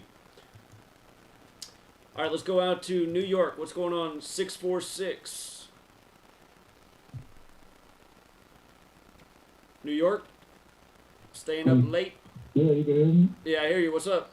You can hear me? I hear you. Nothing, man. I'm happy to get through, man. Yeah, man, I've been watching you for a while, man. Everything you said, man, opened up my eyes, man. From New York, the Bronx. Well, you're welcome. I called because, you hear me? Yeah, I hear you. I just said you're welcome. You're welcome. I appreciate you tuning in and listening. Thanks, man, from the Bronx, man. I've been showing my friend, and he's starting to, see and open up his eyes, and he wants to be a rapper, and I've been showing him how, this is connected, man. He be thinking that these rappers really die. And I'm trying to tell him it was all fake, man. It's just, they're in a bunker somewhere, you know? They don't fulfill out there. I think it's entirely possible that it's. I won't claim to know at the end of the day. I wasn't there. I don't know what really happened to this man today. But a lot of this does look like it is definitely fake, and it's about selling records. And maybe he's saying that I got to make a sacrifice for my family. The sacrifice could be that he has to go disappear and live off somewhere else. And who knows exactly what they mean, but whatever it is, man, I mean, people are being lied to. This stuff isn't just street violence. These are planned rituals, and the world needs to wake up to it. Boy, just like other people, I want to share something with you. Now, the 9/11 is the Ethiopian New Year. Yes, it is. You know what the story with the Hebrews is that they fled to Ethiopia. Like Haile Selassie? Ethiopia is a spiritual land. Haile Selassie. Huh? Haile Selassie. Yeah, but in terms of Hebrew, it's when you understand, I read Hebrew, I study Hebrew, I got the dictionary, I'm into that, And Ethiopia is a spiritual place. You know what I'm saying? So if they fled to the spiritual land of Ethiopia, and I'm looking at it up right now, so I can give you the definition of what Ethiopia means, in the Hebrew Bible. Well, Ethiopia. for people who don't know, they considered putting Israel in Ethiopia before they put it where it is. But yeah, it very much is a spiritual center of the world, absolutely. Yeah, so they fled, so it's just crazy how they do this stuff, man. They continue to do it, and they're going to continue to do it because they, the Catholic Church is done. They fell, like you said. America is going to, it's a fall. America is falling. They're handing us over to the war that's going to happen, and we're going to be under Islamic law. We're not going to be under Christian law anymore. We're going to be under Islamic law. So that's what they're getting us prepared to, all these rituals. You know what I'm saying? They're getting you out of that Christian mind state where everything is, the man takes care of the family and you got a woman that's a queen and you just go out there and bring home the bacon. No, man. It's not like that no more. These girls want independence. Young Dolph, he talk about independence. Nipsey Hussle, all these dudes preach independence. And, that's when one thing you gotta take from these rituals. And another thing is before he died, Young Dolph was on a $1 million worth of game with Gilly the Kid, and it was episode 110. That was the episode number 110. And that place where he died at, it was a bakery. And when you type that bakery in, Makima's Butter Bakery, I got it somewhere right here.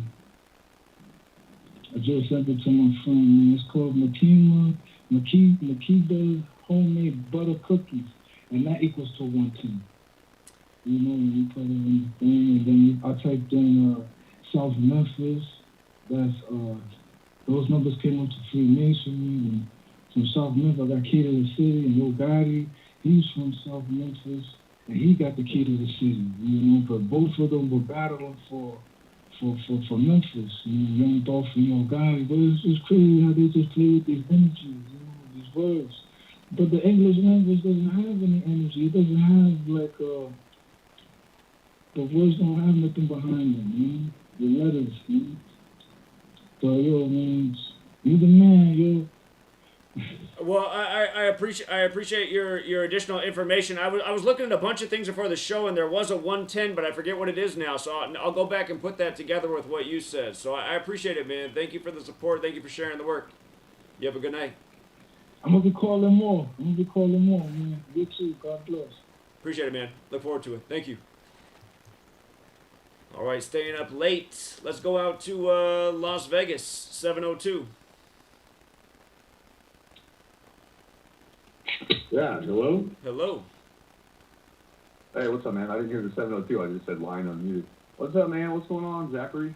What's up, man? Doing the show. Hey, so I was thinking, man, you had a lot of Jesus callers tonight and all that stuff. I thought I'd throw something different at you than a lot of people do. You know, did you know, like, if you take the word God and then reverse it, it says odd? Okay? And if you take the word Jesus and reverse it, it says this, Jesus. Okay? It's kind of like your 201. You're 2 into 1.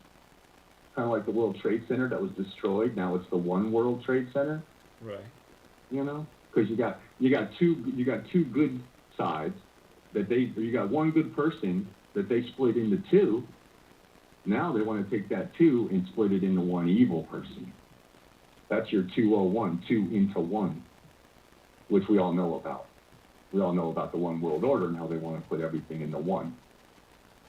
One evil. Correct? They do want one evil system. Kind of like. Yeah. Right. Kind of like Lady Gaga. You know, that's the thing. It's all dualistic. See, the word God is a dualistic word to fuck with our mind. It's Lady Gaga. If you say God and reverse it, it goes odd. That's a dualistic word. Isn't it Og, That's though? duality. Not Odd? Isn't it Og? No, it's not. If you reverse it, it comes out odd. Huh. Okay. And if you say Jeez, it comes out ish. Okay. Jesus. They're dualistic words. So, because they split our mind into 2, 2 and 1 into 2, and now 2 into 1. Event 201. So, that's what the 201 is about. It's about putting 2 into 1. The World Trade Center is now the One World Trade Center. Well, I kind of feel like it's more about like destroying like competing systems and just getting into the one system that they want. You know, it's like you used to do it this way.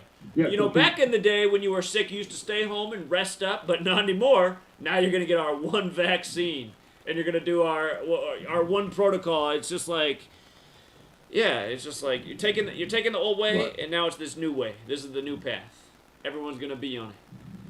But yeah, I appreciate that. Right, yeah, reverse speech is a weird thing. It's weird how this, because yeah, when you play stuff backwards, it's like, how in the world does it sound like that? But it does. So, okay. Well, you know, and just also, if you say the word hello and reverse it, it says hola. And if you say the word sí and reverse it, it says yes. Okay? And they do that so they can keep us separated from the Hispanics. They keep us so that we can never get along because we're speaking reverse of each other. Interesting. Correct? I suppose I got to check it out. I didn't know that. Yeah, you know, it's an iPad app. It's a free iPad app called Reverse Play. Reverse Play. Okay, I got to get that one. Reverse Play. Yeah. It's only on iPad? Like Eminem, you know. Yeah, it's on all the iPads. You know, like Eminem's, you know, My Name Is. The beginning of that song, he says, hi, my name is what? My name is, ooh, my name is Slim Shady. Right. If you reverse that, it says, it's Eminem. Huh? It's Eminem. What? It's Eminem. Really? My name is, it's Eminem. Really? Huh? Okay, I got to check that out. That's crazy. All right. Yeah, you got to check it out, man, because that's the 33, the Eminem. Yeah. That's The Marshall Mathers, the 33. Right. Well, yeah, man, we love the numbers. It's all about the numbers. You know what I'm saying? And speaking of I'm in Eminem, Las Vegas. the Eminem thing reminds me of tonight's headline on CNN, since Eminem was the one that really started pushing, you know, the pills and so. Right, exactly. And Eminem, you remember he had with a real Slim Shady, please stand up. And right now, you can clearly tell that's not the same guy playing Eminem. You know what I'm saying? Like, it's a different guy. You can tell by his eyes. You can tell by his face. That's why he's got a beard, because it hides his face. Like, that's a different Eminem. That's not the real Slim Shady. You get how they do it? You know what I'm saying? I mean, Kurt Cobain is in Weezer. There's a guy in Weezer named Brian Bell. Look up Brian Bell. That's Kurt Cobain. Okay, it's undeniable when you see them. They were out at Okay, the same and time, BB though. Brian They Bell. were out at the same time, Weezer and Kurt Cobain. No, Weezer came out right after. Nope, Weezer came out right after he died. Weezer popped out in 95, 96. He died in what, 93, 94, 92, something like that. I don't know. Weezer came out after. He's in Weezer, bro. So he's Brian Bell. You can look it up. And in the first Weezer video, Brian Bell's wearing an orange shirt for Freemason. Just like the Travis Scott concert, when they rushed through the barrier, the first guy running through was wearing an orange ski mask for the terror level color. And he was running through the Travis Scott barrier because that was obviously a staged thing. I had to check. Yeah, Weezer You know came what out. I'm saying? Weezer came out before Kurt Cobain died. I remember, man, because Weezer was popular too. But That's Kurt Cobain. Look at him. Okay, I'll That's look Kurt into Cobain. it. He's undeniable. I appreciate it, man. And you know how I know it's true? No, but Sorry, man. I appreciate it. I'm gonna let some more people get in. I'm not a big fan of this person is that person thing, especially because I just checked. I was like, nah, I don't think so, man. I bet I'm a little bit older than him. Weezer was out while Nirvana was out. Let's go up to 832. What's up?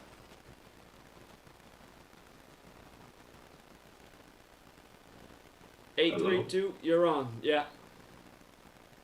Oh shit! I just got done brushing my teeth. My bad. Yeah, I'm fairly new to this whole thing, so hopefully I don't say nothing that turn your viewers off or anything like that. So I'm just trying to understand the whole thing. I just kind of had a curious question for you, kind of first. Like, what do you think is like kind of the end game with this whole thing, with these numbers and sacrificing all these people? I don't know if there's necessarily an trying end to get game. I don't know if there's necessarily an end game to do it. This is a ritual. They do this continuously. These are like ongoing sacrifices for their belief system that are done in accordance. That phrase, your numbers up. But again, the patterns are so repetitive that when 44 dates come around, we talk about it every single month. We always circle the date that has the kill numerology. This month we had that date happen, and there were plenty of deaths on it. Now we have this on the day, leaving 44 days left in the year. It's just you got to know the certain numbers that they do their rituals around. The number 44 is connected to death and killing. Month after every single month since Dick Gregory. Do you know who Dick Gregory is? Yeah. Dick Gregory died on a 44 day.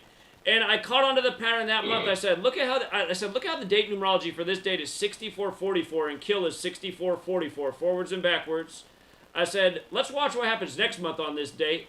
Every single month since then, there's been a celebrity death on the 6444 date. Every single month since Dick Gregory's death. I mean, that's a lot of months that have passed by where we've documented it every single month. Plus days like this, where there's a day leaving 44 days left in the year. So I don't think there's an end game to this. This is just what these people do. These are ritualistic human sacrifices. And again, it's the Society of Jesus that's doing this. The whole story of Jesus is that God sacrifices, his child for the betterment of humanity. I mean, it's something along these lines to these psychopaths that do that. And so often it is young black men like Jesus, based on his description in the Bible. I don't know what other race you could believe he was from the evidence that's there. Hair like wool, dark skin. Again, just the Tupac example, the Machiavelli album released on the big Jesuit day, the Society of Jesus Day. This year it's the Travis Scott tragedy on that day.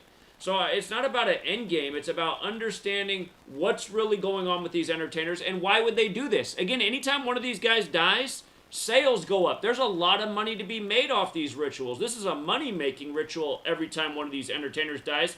Plus, do these record labels, do they have life insurance policies? If you employ somebody, you can buy a life insurance policy for them. So whoever owns this guy as a musician could be profiting off his death. I mean, there's so many ways that there's money-making angles to these deaths. It's just one of the things that I kind of thought about when I started watching your videos was dealing with the sacrifices and the rituals and everything. I think about the abortion that's going on these days, and just how many women are getting abortion, and how it's kind of a lot of people are for the abortion thing, and I think about like the old Palestinian times when they used to, you know, it's like a statue of Marduk, and they used to put their newborns on the hand, and the hand was over a fire, and it would roast the babies alive. And they said it was to bring like fertility to the land and blah blah blah. And like I said, it just kind of just thinking on the fly, just trying to. I kind of just do, you know, a different kind of research. Like, you know, I kind of don't focus necessarily on everything that happens within the world, but I kind of look at, I guess you want to say, you know, the rapture day, what's going to happen on that day, which is obviously goes into your point about church and the stale way that they preach and things that's going to really happen is a lot different than what you know, what's going to happen in the church. And so, you know, I think about judgment and people, you know, it may sound crazy I may sound a little crazy for saying this, but, you know, it's described as a red dragon that's on its way here. God's anger is kindled and fire is going to burn to the lowest of heaven, and that's here. And, you know, that's kind of happening right now. It's like on its way here, and you can kind of see it in the sky, the signs and the kind of signs of the things that's going on. And it's almost like they're keeping people distracted for ultimately what's supposed to come. You know, people supposed to get themselves right with God and stuff, not really falling for the deception. But they talked about a great deception that was going to happen in the end days. And I really feel like the deception is not necessarily anything specific or anything specific to a religion or a viewpoint or anything. I think it's life itself. That's the great deception, getting tripped up in life and different things like that. And so I think mostly, you know, when I see your research, which, you know, I really commend you for, because you like one of the few people that's actually trying to wake people up to stuff that's going on out here. I feel like they're just trying to get people tripped up on whether you got, you know, the church fighting the LGBT community, you got the left versus the right. Like, everyone's fighting right now. It's like just keeping people distracted ultimately, and I think life itself is like the ultimate distraction of what's actually gonna, you know what I'm saying? I don't want to sound like I'm rambling or nothing, but it's just something that I kind of feel like, you know, doing my research, watching your channel and watching, you know, other people's stuff is ultimately just one big distraction. You know, just kind of how I kind of feel about it. Yeah, I hear everything you're saying. We just reached the end of the show. But since you're down in Texas, remember, it was September 1st that there were the 666 new laws in Texas. And one of those laws was no abortions after 6 weeks. And again, Texas has Gematria 66, like number of the beast. That's the day leaving 121 days left in the year. Revelation 121. All this stuff they do is so symbolic. And yeah, I mean, at the end of the day, I mean, you think about what abortion is. It's like, I don't want to judge people that have had abortions, because there's a lot of different reasons that people have had abortions. But if we lived in a world that was more right, there'd definitely be a lot less abortions. At the end of the day, I think everybody knows that abortion's not a good thing. Even the people who go through it, I mean, that they wouldn't describe it as a good thing. It's a symptom of this sick world we live in. And again, I mean, there's just a lot of evil that's. There's a lot of evil in this world, and a lot of people are turning a blind eye to it, and that's what we try not to do on this show. We try to shine a big, bright light on the evil and expose who's doing it and for what purposes and what people need to wake up to. But anyway, I appreciate your call tonight, man. Thank you, and have a good rest of your night. Until next time. Okay, so that is the end of the show, you guys. We went a little bit overboard there. I had to disconnect, though, so the next host can get on. But yeah, I don't know, man. It's been a few weeks now. We haven't had any sound, so I'm not sure what's going on. I'm not sure what's going on. It makes it a little bit challenging to do the show correctly without any sound.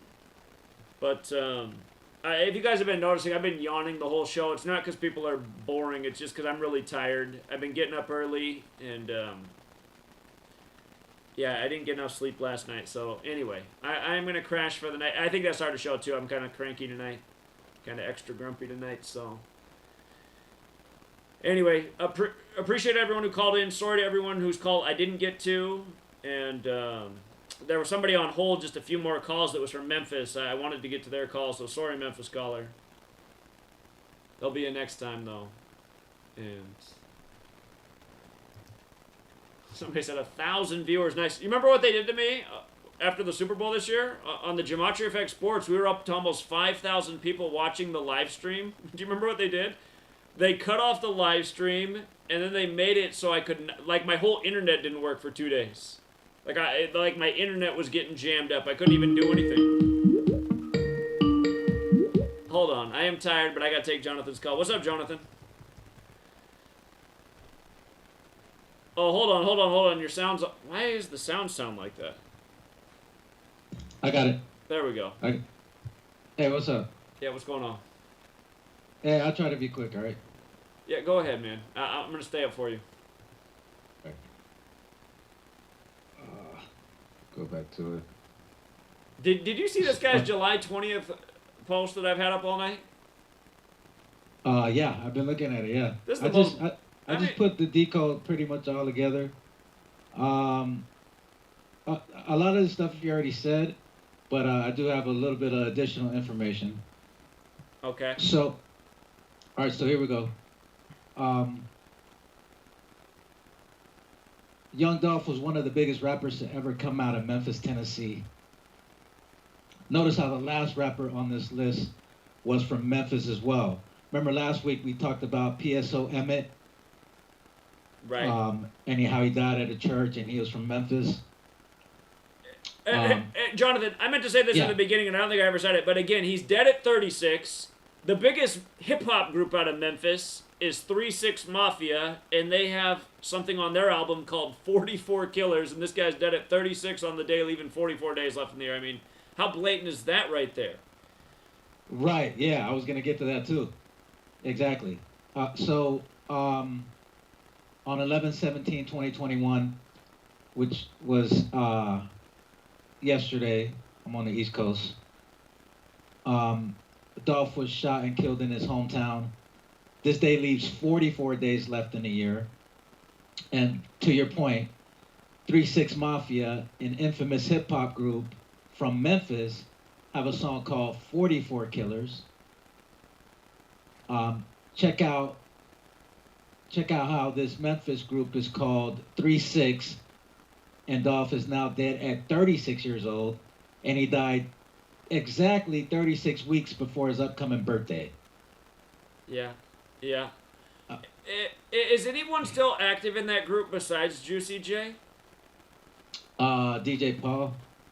Okay, we got to look. There's got to be some major synchro. Somebody earlier said that he got his start with 3-6 Mafia. So this guy has some collaboration with them, Young Dolph. Not that I know of, no. Okay. No, I'll double check it, but not that I know of, no. Okay. So kill equals 44, shooting 44. There were over 200 rappers that died in 2020. That's a dead rapper every 44 hours. On 4/4/68, Dr. Martin Luther King Jr. was shot and killed in Memphis. The NCAA College Basketball Men's Championship is on 4/4/22. And think about how the 22, that's another 4. 2 + 2 is 4. Dolph, at the time of his death, had 4.4 million followers on Instagram. Dolph died on a Wednesday. Wednesday's 44. Malcolm X died on a date with 44 numerology. His assassin, Thomas Hagen, received a 44-year prison sentence. And you saw that today they had a headline for Malcolm X's killers today before this news broke of the rapper's death. Yeah, I caught that when I was watching your video earlier. It's like, come on, man. It's all planned out. This is all probably horseshit. I doubt he's even dead. Now check this out. Dolph's last and 7th album, Rich Slave, peaked at number 4 on the Billboard 200. 4 is the number associated with death. He has 2 sisters and 2 brothers for another 4. Pamela Hill equals 44 in English ordinal, and she owns Makita's Homemade Butter Cookies where the shooting occurred. Pamela Hill equals 44, the owner of this cookie shop, right? Too perfect, man. It's crazy. Watch this. The Memphis Tigers are one of the top college basketball teams in the nation. Don't be surprised if they end up playing in the championship game. Anthony Hardaway's their coach right now? How's this line up with him? Penny Hardaway, yeah. I haven't even got to that because I've been working on this all day. Yeah. Man, his birthday's 18/7, 187, and today's 11/17, the 187th prime. There is something with that, I think. Oh wow.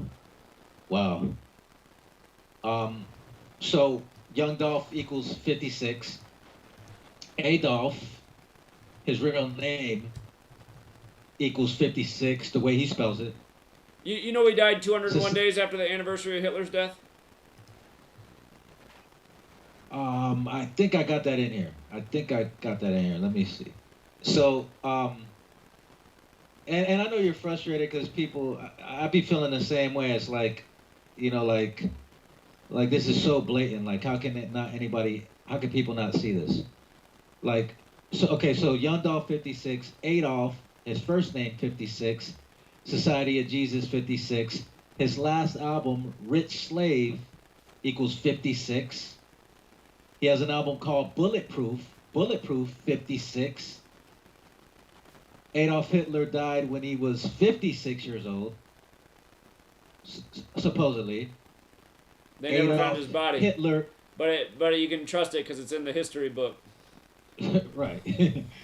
Right. Adolf Hitler equals 56. Mind Control 56. All CNI 56. Now, on their third attempt to kill Dolph, they did it. Keep in mind, this was the third attempt, right? This is the third attempt to kill Dolph, and they finally did it. 3. Right, exactly. On the second attempt, he was shot 3 times in Hollywood. 3 equals 56. So in the second attempt, he was shot 3 times in Hollywood. Obviously, he survived that, and the word 3 equals 56. Now, the first attempt on Dolph's life was when he was shot at 100 times in Charlotte, North Carolina. This was on 2/25/2017, which is the 56th day of the year, right? So on the first attempt, where he gets shot at 100 times, was on the 56th day of the year. February 2/25/27. February 25th. 2/25/17. Wait, right? wait. That was the time he got shot Right. 3 times too? No. So he's been shot. This was the third attempt. So on the second attempt, 3 times. The second attempt, he got shot 3 times in Hollywood. First time and was 3 equals 56. I mean, Now the first attempt I see. was when he got shot at 100 times. I see. All right. So this is the third time. So they got him on the third time. So like 3 equals 56. So so the first attempt on Dolph's life was when he was shot over 100 times on the 56th day of the year. From this day, right, which was the first attempt, from that day, 2/25/17, until the day he died, was 56 months later. Okay, so the phrase "young Dolph dead" equals 56. Now, 2/25/2017, which was the first time they tried to kill him, was a date with 44 numerology. Now, when Dolph was shot at over 100 times in Charlotte, it was before a college basketball game.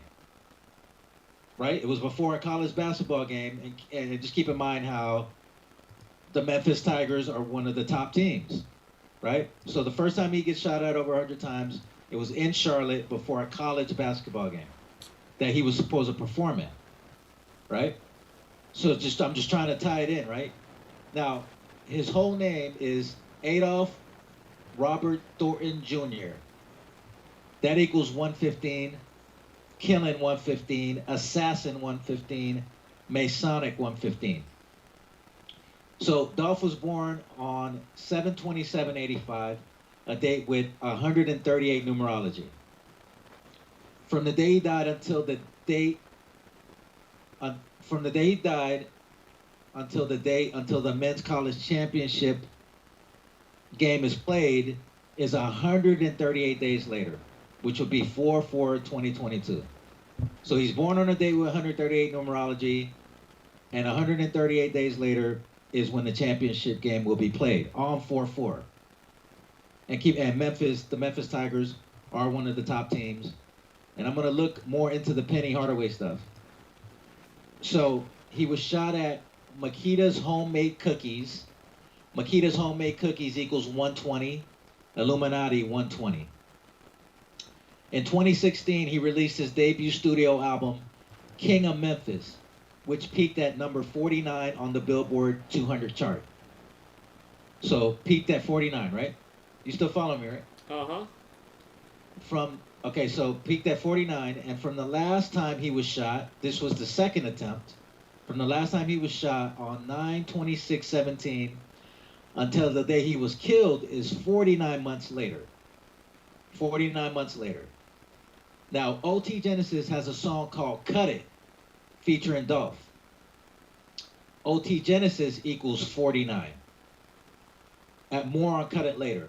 So Cut It was a song that kind of like gave Dolph a real big buzz, right?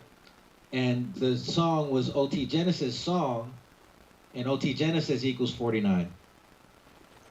And just as a side note, Busta Rhymes is the one who signed OT Genesis, but that's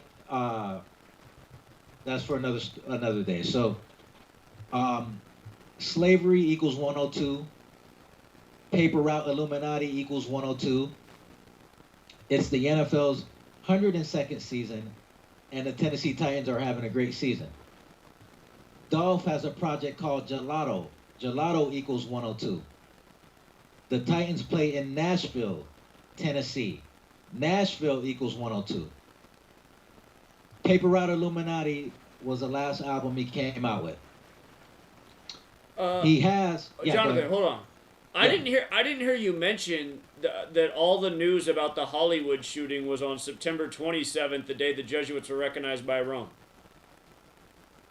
Oh, I need to throw that in there. Okay. All these headlines are September 27th. Yeah. Right. Yeah. I knew that, but I was just because the articles I seen were they were saying that he got shot. He got shot the 26th, but yeah, the news came out the next day, right? Yeah, because I'm seeing all the dates for this story are September 27th. So, what do you know? I mean, that's just why there's no way we are wrong. I mean, there's no way we're wrong about what we're talking about and presenting. I mean, everything we look just keeps piling up more and more. 56th day of the year, big Jesuit day. I'm saying it's connected to Martin Luther King Jr. 95. I mean, it's anyway. Continue on, Jonathan. I'm listening. Yeah. Now check this out. He has an EP called. Now this is more predictive programming, right? He has an EP called "Niggas Get Shot Every Day." Okay. That EP came out on 2/16/2018. 2/16, kind of like 216. 6 times 6 times 6 equals 216. Kind of like 3-6 Mafia, who has the song 44 Killers. So from the second attempt on his life, when he was shot on 9/26/2017 in Hollywood, until he died was 216 weeks later. You can hear me, right? I hear you, yeah. Okay. Hollywood equals 48, evil 48, Illuminati 48, homicide 48. Oh, by the way, you bringing that up? Yeah. Neo at the beginning of the stream pointed out that I guess there's some beef with him and Black Youngsta, who we've talked about a lot in the past. Oh, I'm gonna bring that up. I guess it's 223 days after Black Youngsta's birthday. It's like, come on, man. Oh, I didn't catch that one though. Oh wow. Okay. Well, that's what Neo said. I gotta look, but yeah, because that was that album he put out, that 223 album. That 223, yeah. I was gonna take it somewhere else, but okay, I'll add that too. So, but now I'm about to get the Black Youngster though. So Hollywood is 48, evil 48, Illuminati 48, homicide 48.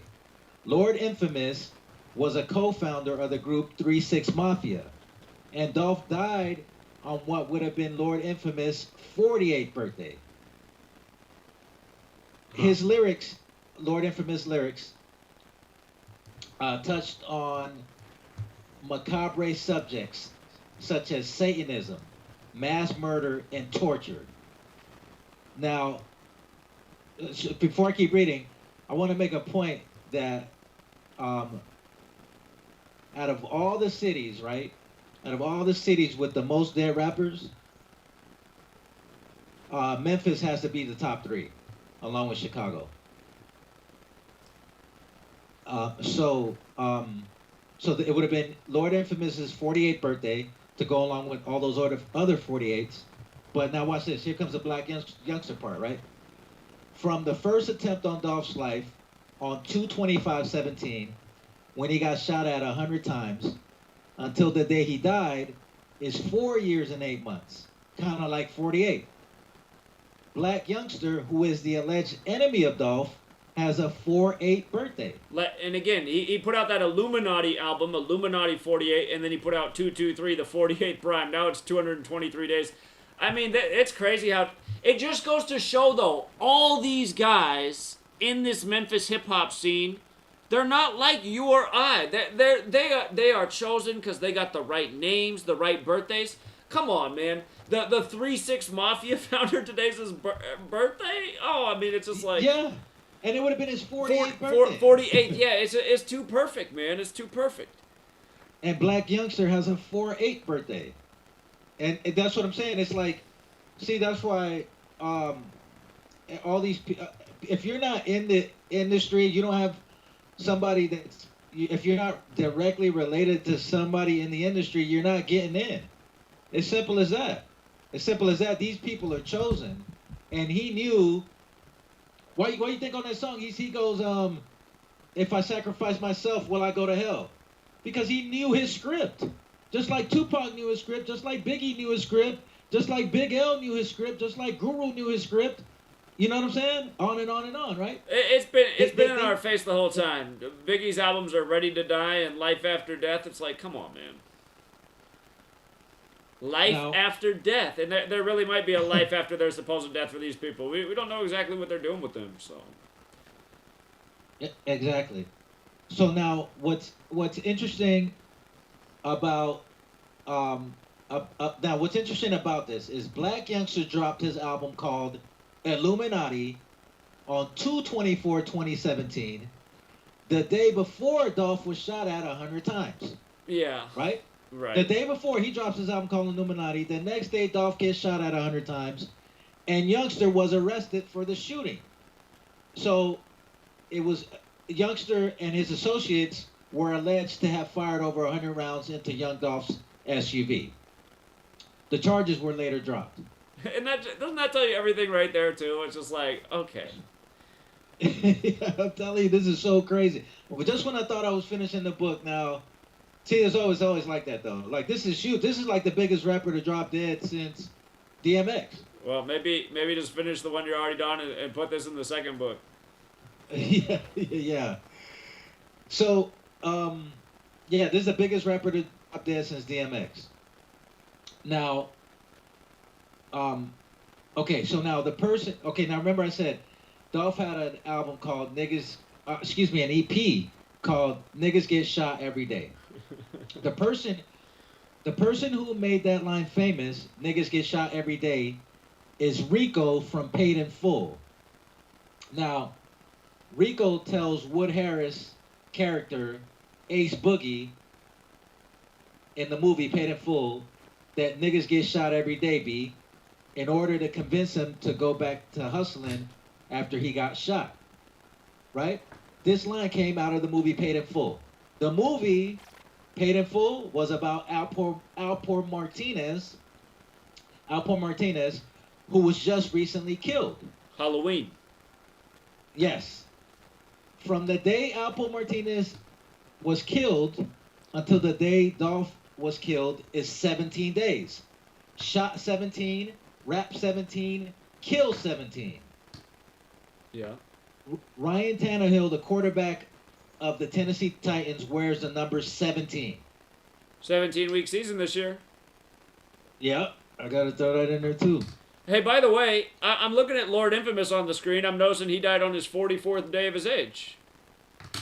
Oh wow, I gotta add that for sure. Yeah, 44 killers, right? Yeah, he died. You could say he died 43 days after his birthday, or you could say he died on his 44th day of his age. So that's the, you know, that's really like, you know, 8-Ball and MJG, they came out, they were a group from Tennessee as well, from Memphis. But 3-6 Mafia was really like, you know, they came out around the same time. 8-Ball and MJG and 3-6 Mafia. So they came out in the 80s. But so anyway, so back to this. So like one of your callers just said, Tannehill and Dolph share the same birthday, July 27th. Their birthdays are 201 days from Super Bowl 56, and Tannehill was drafted by the Miami Dolphins. Super Bowl 56 is on the 44th day of the year. Paper Route Empire equals 201. His last album, Paper Route Illuminati, came out on the 201st day of the year, 7/20/2021. The Jesuit order. Wait, I don't think it came 201. out. I don't think it came out on that day. It came out on July 30th, but he put up that Instagram post for it on July 20th. Yeah. Oh, okay. It came out the day before the anniversary of Ignatius of Loyola's death. He died on July 31st. Mr. 201 himself, the founder of the Jesuits. Okay. So the Jesuit Order 201, Order of Illuminati 201. Dolph was born in Chicago, Illinois, and he moved to Memphis when he was 2 years old. He's cousins with Juice WRLD, and WRLD was from Chicago and died in Chicago.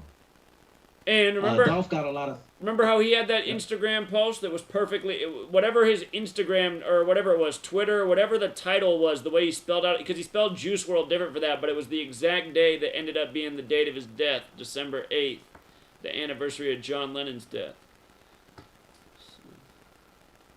Huh. Remember Juice WRLD had that tweet that said he's gonna That's right. He's gonna get rich and blow up and then die early or fake his death, or I think he said I'm gonna fake my death, and then the name of the handle equal 128 and he dies on 12/8.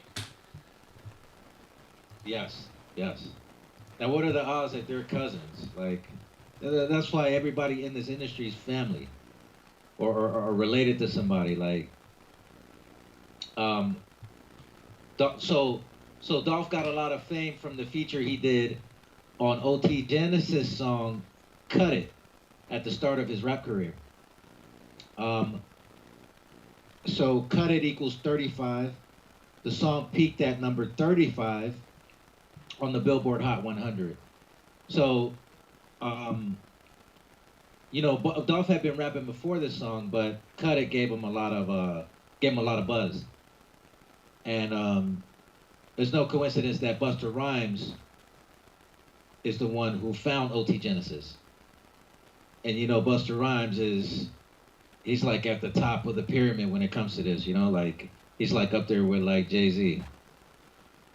So the song peaked 5, Rap 35, 7 Gali 35, Satan 35, Baphomet 35, Catholic 35, Chicago 35.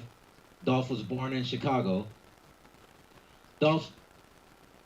Young Dolph's nickname is Dolph Gabbana. Dolph Gabbana equals 83, Murder 83, Memphis 83. 83rd March Madness this year. 83rd March Madness, right? See, that gives me more confidence with the Tigers. He was supposedly enemies with Yo Gotti, another Memphis. Yo Gotti 39 and 33. Dolph was signed to Empire Records, Empire 39 and 33. King Von, Young Dolph, and MO3 all had deals with Empire, and they all got shot and killed in November. Blood Sacrifice 67, Human Sacrifice 67, King 67. Dolph's debut album is called King of Memphis, and Martin Luther King died in Memphis. Black Youngster equals 67.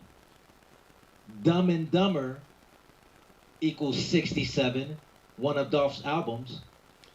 Tracking numbers. Is that the one where he's wearing the COVID mask? Could be, yeah, could be. That would make a lot of sense if it was. Could be. Yeah, I gotta. Yeah. But now listen, check this out, right? He has another album, right? He has another project called Tracking Numbers, and that equals 67 as well. Tracking Numbers. You know how we were just talking about how everything's about numbers? He has an album called Tracking Numbers. That also equals 67. Now, Adolph Robert Thornton Jr. equals 308 in reverse. In numerology, the 0 does not count. So if you drop the 0 in the middle, it's kind of like 38. By now, we know what's up with 38. Memphis 38, Murder 38, Rapper 38, Killing 38, Death 38, RIP 38. Dolph has a project called 16 Zips. 16 Zips equals 38. Dolph has another project called A Time to Kill. Just by the titles of these projects, you can see the predictive programming. A Time to Kill. He has another project called Blue Magic. Blue Magic 73, Sacrifice 73, Ritual Sacrifice 73. The song that got him a big buzz was called Cut It equals 73. Black Youngster's most successful song is called Booty, and it peaked at number 73 on the Billboard Hot 100.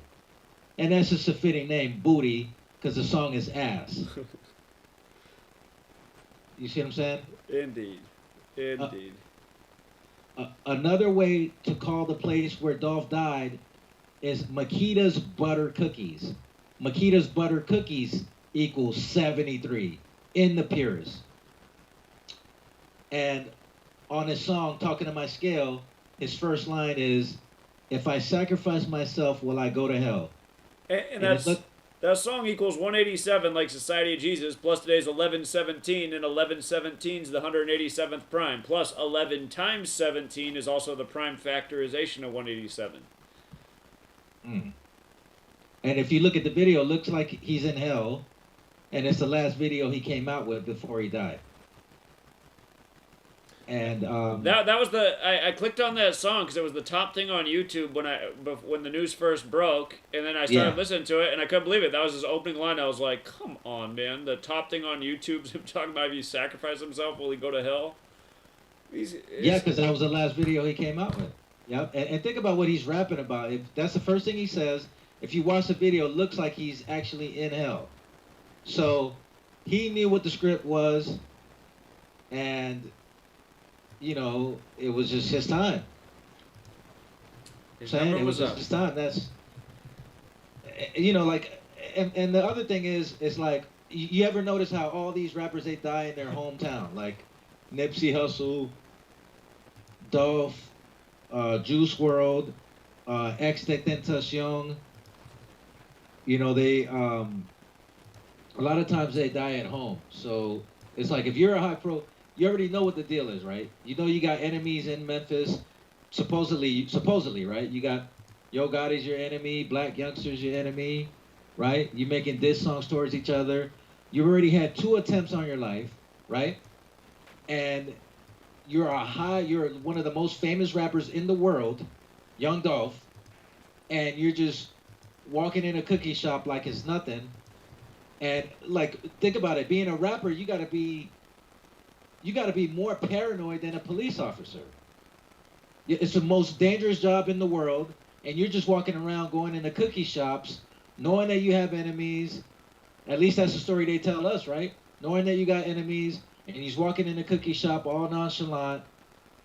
How does it make any sense? Like, when you've already had 2 attempts on your life, when you know rappers get murdered at home, and you know, and you're in this car that everybody knows you're driving, because this car, it stands out a lot. So, you know, it's just, you know, it is what it is. You know what I'm saying?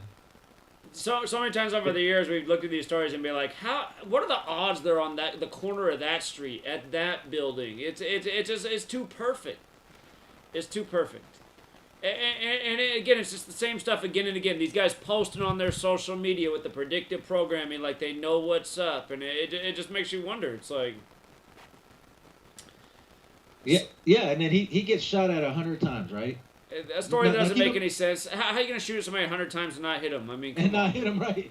No, but check this out. The day before, 2/24/2017, Black Youngster drops the Illuminati project. The next day, Dolph gets shot over 100 times, and they take Black Youngster in for questioning because he was the #1 suspect, but later on the charges were dropped. So after this happens, Dolph comes out with an album called Bulletproof. By the way, Bulletproof equals 56, because he was saying the reason why he didn't get hit was because the vehicle he was in was bulletproof.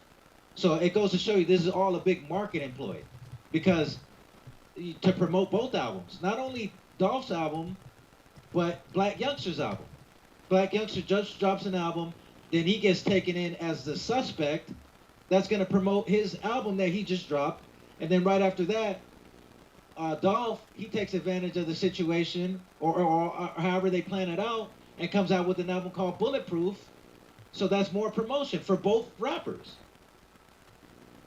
So it's all, you know what I'm saying? It's all promotion for, it's promotion for Yo Gotti, it's promotion for Black Youngster, and it's promotion for Dolph. And his streaming numbers are going to go through the roof. We've seen it a million times. Same thing happened when King Von died. Same thing happened when MO3 died. On and on and on. The streaming numbers go through the roof, and that's how they play the ritual. Indeed. You know? Indeed. Yeah, and then the owner of the shop, Pamela Hill, equals 44. The owner of the cookie shop, along with all those other 44s. And it happens on one of the co-founders' birthday of 3-6 Mafia, who's from Memphis, who have the song called 44 Killers. I mean, like, it's too perfect, like you just said. Yeah, and Black Youngster, we've covered the death of 2 of his brothers since his albums came out. And now you got, I mean, this one's just blatant because that 223 album went out did 223 days after his birthday. It's such a production, man. It's such a production. So. It is, and what are the odds that he has? It's the thumbnail that you have, like the all-seeing eye. All-seeing eye is 56. Look at this. Like if you just search Young Dolph and his Scale song and you just put your cursor over the thumbnail for the video, I mean, there's some bleach blonde lady doing she's got the triangle over her left eye and he's rapping in front of her. It's just, I mean, the same symbolism. I mean, that's what it is, really. It's the same symbolism everywhere. It's the same numerical rituals everywhere. I'm going back and looking at my old post on Black Youngster's album. That album came out 44 days from his birthday. And like we said back then, some people are going to die for this album. Next thing you knew, we were talking about his brother. And, yeah, it's just, man, same stuff over and over and over.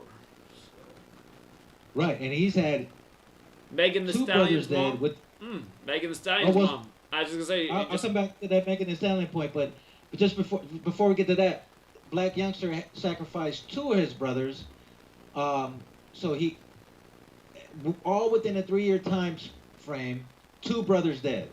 Like, what are the odds of that? Like, okay, I can see one brother dying, right? But both of your brothers died within a 3-year time frame, and as you're ascending in the music industry and your music's blowing up. Yeah, I mean, man. come on.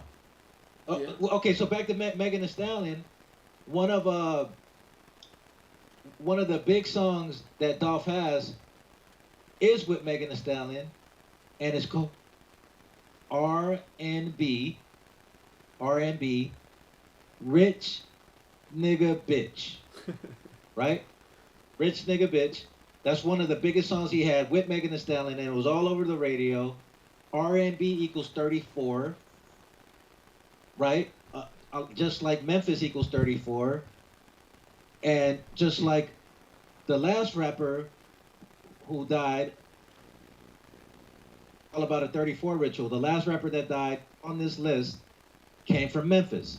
So like I was saying last week, murder 34, black 34, church 34, Memphis 34, African 34, and Emmett Till was killed 34 days after his birthday, and the rapper's name was PSO Emmett, and he died in Memphis. And Dolph has a song with Megan Thee Stallion called R&B, and that equals 34. Yeah, very, very, very good research, man. It's just, it never ends. Yeah. Yeah, it's so sick. It's so sick. And Memphis, this town is not even really that big. It's like, the population is about like 350,000 maybe. You know, but yet you get probably the most rappers that die out of this city besides Chicago. In the last 2 years, the most dead rappers come from Memphis besides Chicago. Well, and the city's got bad gematria, 34, 38 like murder, and 83 like murder. It's got 3 of the values of murder, so. So now the deal is that, so now they're gonna make the whole city suffer. Now this is how they do it, right? So Young Dolph gets killed, and they make the entire city suffer. How? Because they're talking about putting a curfew out, because they're scared of retaliation. They're scared that there's gonna be lots of shootings and lots of retaliations behind this rapper. So now they enforced the curfew, but the police chief was saying that people just need to stay indoors because gangs are going to retaliate. So now the whole city has to suffer and possibly go under a curfew based on some bogus ass rapper. Yeah, exactly. Exactly. Staged ritual, little mini martial law. No, but there's exactly. But there's real consequences behind these staged rituals. Now I gotta stay at home, and now I gotta live in fear based on some shit that may or may not have happened to Young Dolph. We don't know if all this is bullshit or not. You know what I'm saying? So based off a staged ritual, now I'm scared to go to the store because according to the police chief in Memphis, there's gonna be retaliation behind this murder. Well, and we see how many rappers are connected to it, so I mean, it won't be a surprise if it's not before long and we're talking about another one. Oh yeah, I mean, with the day leaving 44 days left in the year, it's just like you put with that first tweet you put. I mean, you knew it was gonna happen. You knew it was gonna happen. It's clockwork, man. I mean, that's why we don't get the respect we deserve over here, because we're always calling out the date and just what to look for, and we're not wrong, man. It just keeps happening. I want to find out when he did that coronavirus mask stuff before any of it happened. I want to go back and see when that is. It just reminded me of how you spotted this in the Goody Mob cell therapy video, that right at the 56-second mark, they're up in the window wearing their COVID masks. And this song's from the middle of the 90s. But it's also, this song, Goody Mob Cell Therapy, again, it's got the ultimate predictive programming in it, so. Oh yeah, Dumb and Dumber, they do have the mask on. Oh, I just pulled it up. Yeah, Dumb and Dumber with Key Glock and Young Dolph. So Young Dolph signed Key Glock, and now we'll take off. By the way, Key Glock just dropped an album, but watch his career go through the roof now. But yeah, they got on COVID masks. Yep, Dumb and Dumber. And that came out July 26, 2019. They're, this drawing of them, Dumb and Dumber, but the drawing for it's like Beavis and Butthead. It's like a tribute Yeah, to because they Beavis got a Dumb... No, because they got a Dumb and Dumber 2. But on the first... Yeah, that Beavis and Butthead deal is on Dumb and Dumber 2. But on the first Dumb and Dumber, you can see him with the COVID mask. Okay, I gotta find But it. Let me see. But was COVID even out then? No. Wait a minute. Yeah, COVID wasn't even out in 2019. And this July, is like when that, remember the DaBaby album with him with his COVID mask on, and then his brother commits suicide 201 days after the album comes out. Yeah, 201. Right. So July 26, 2019. We hadn't even heard of COVID yet, but yet they got on mask. Yeah. Huh. Huh. Yeah. So Key Glock. I haven't even typed in the Key Glock stuff, but Key Glock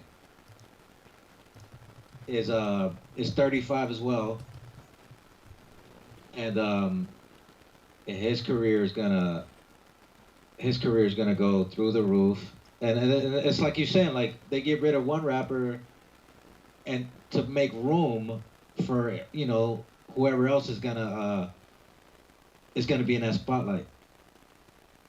So think about the name of Key Glock's last two albums. Yellow Tape. He's got Yellow Tape, and then he's got Yellow Tape 2. So when there's a crime scene, they put the yellow tape around. Yeah. And think about Key Glock's birthday. 8/3. Key Glock was born 8/3/97. So 83 is the murder death number, and so is 97. Also Memphis. And his last two, Memphis, right? He'll turn 25 Right. next year.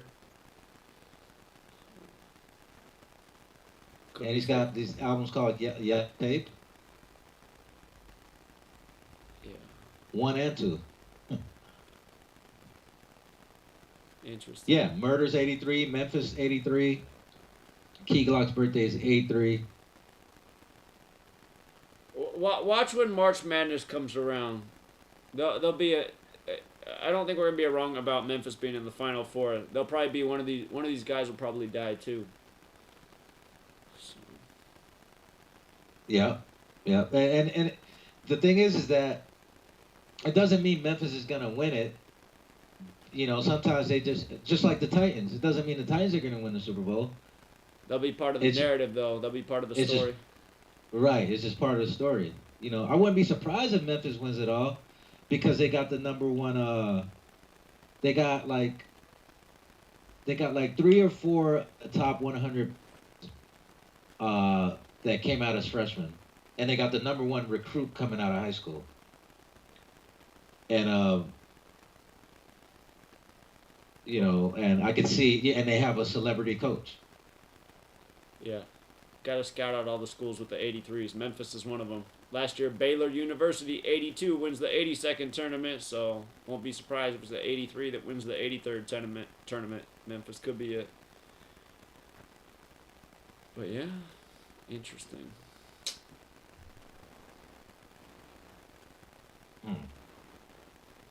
That Dumb and Dumber came out July 26, 2019. Right, that was even before we even heard of COVID, but they're wearing masks. Memphis Tigers. Oh, and then next year is the year of the Tiger. Yeah. Rich Slave is a telling album name. That's essentially what these celebrities are. Rich Slave, yeah. Yeah. And he's got a song called Slave Owner. Look at the date numerology of Rich Slave. Came out August 14, 2020. That day had 42 date numerology, like slavery. Did you see? Oh, did you notice that the ambulance? If you look at the news clip, right, the ambulance that supposedly picked up Dolph, the number 42 is right there. On the ambulance. Stamped. On the ambulance, stamped. Yeah, I haven't seen it, but I believe it. Yeah, straight up. I mean, it's just blatant. Like when you can see it, like when you got the eyes to see it, it's just so obvious. Rich Slave, yeah. And Rich Slave equals 56, by the way. Rich Slave, 56. Makes even more sense. Huh. And 97. And 43. RIP's 43. Yeah. Yeah. Death is 97, ain't it? Yeah, that's 97. Rich Slave, and that's a song that on that same album, that's the song that was all over the radio, R&B, and that song features Megan Thee Stallion, and that song was all over the radio.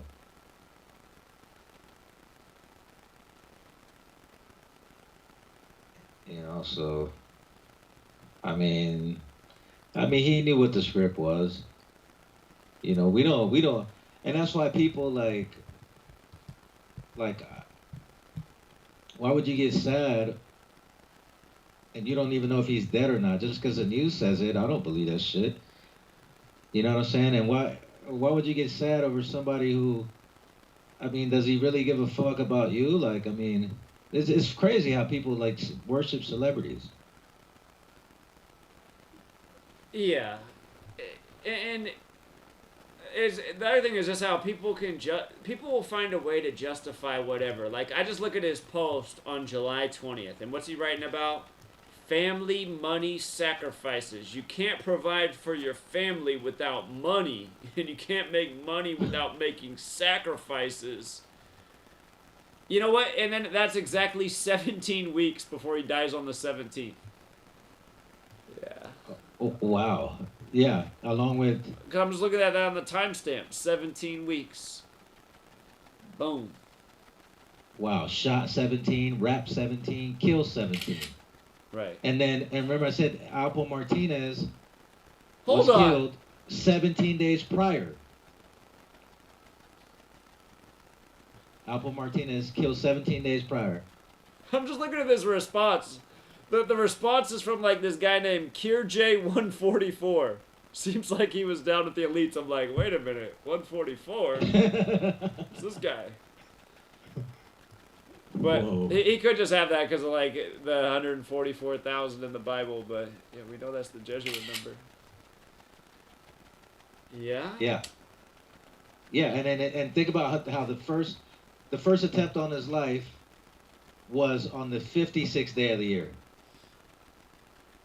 56 weeks. Or was it months? 56, wait, hold on. Months. Yeah, and then, so it took him 3 times to take him out. 3 equals 56.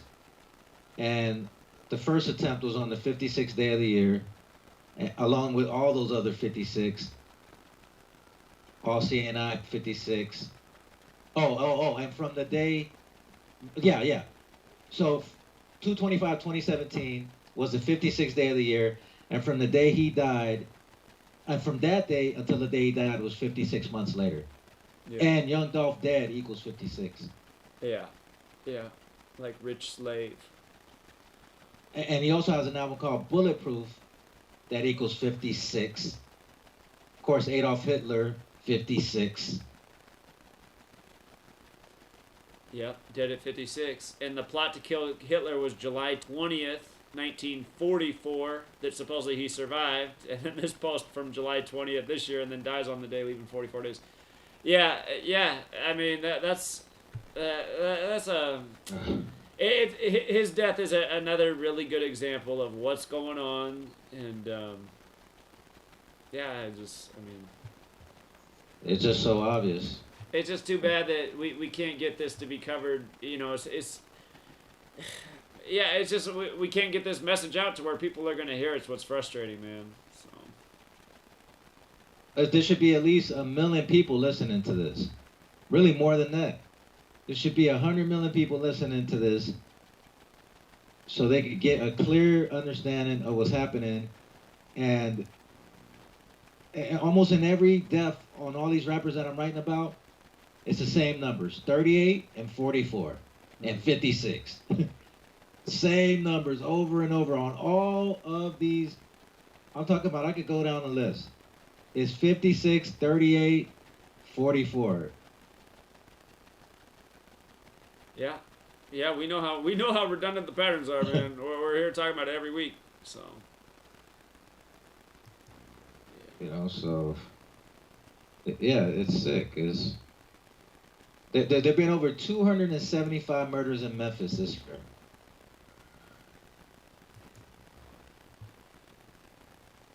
I might have to close out by playing Cell Therapy in slow motion. I think it's a fitting song for the times.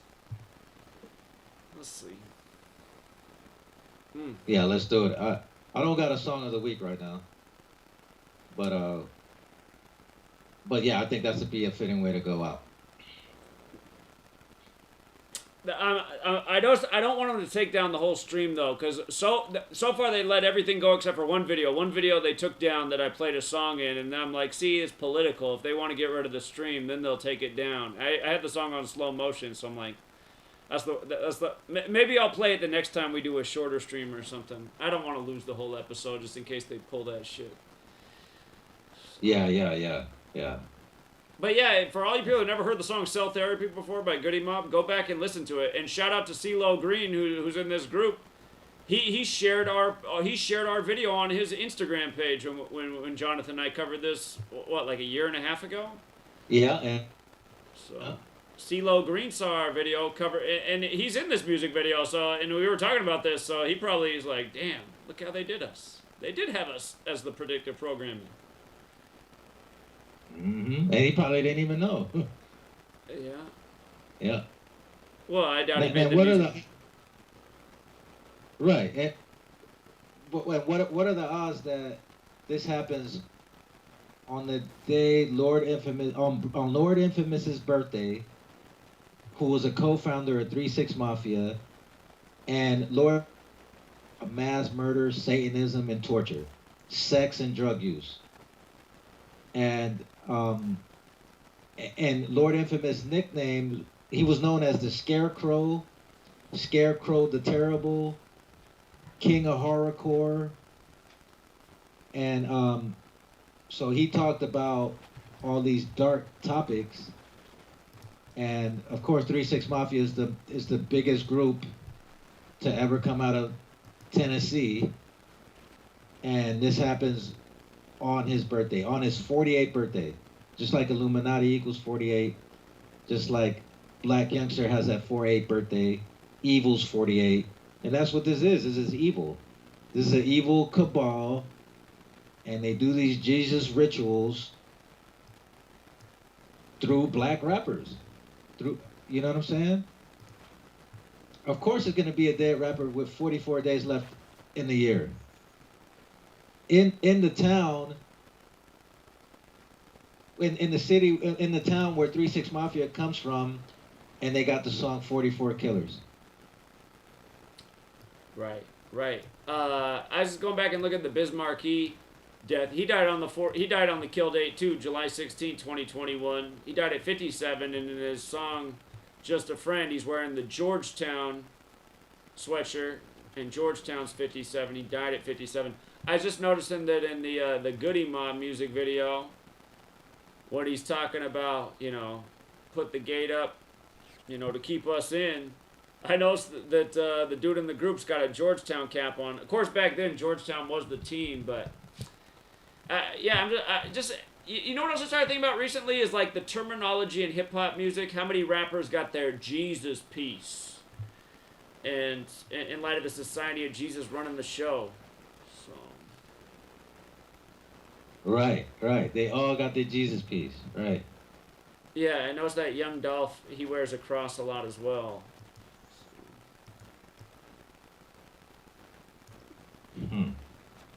Yeah, it was always all there. Yeah, the 56 second. Right. Like in 1995, nobody even think about how predictive programming that is. At the 56 seconds, they're looking through these windows with these masks on. And then 25 years later, here we are. Indeed. Yeah. That's probably going to be like Cell Therapy. That's probably going to be like top 5 song all time. We're not going to live long enough to talk about it, man. We'll get it. What's next? Next is 490, right? We got a long way to go to the top 5, man. Yeah, next is 490. Yeah. About to start robbing some banks so we can get this movement on with it, man. I need the resources. It really is a good time to rob banks. Everybody's got to wear a mask. Shit, you got to wear a mask to come in the bank these days. I'm thinking about doing it. So. Yeah. Anyway. Yeah. I mean, we got to do something. Mm-hmm. We got to do something to stop. We got to stop this. Who else is going to stop it? Everybody else is asleep. Yeah, I don't know, man. I don't know. I need to go to bed though. I'm tired, man. But Jonathan, great work, man. Great work. Appreciate it. Yeah. Yeah, you're welcome. I'll get back with you next time. I'll have a song of the week next time. Yeah. So. 490 coming up. All right. All right, Jonathan. Have a good night, man. Appreciate it. Yeah, you're welcome. All right. Thank you. Yeah, take care. All right. All right, Jonathan did a great job right there. Unbelievable, man. It's unbelievable how layered this stuff is. It's just unbelievable. 3-6 Mafia's Illuminati? It's like, what?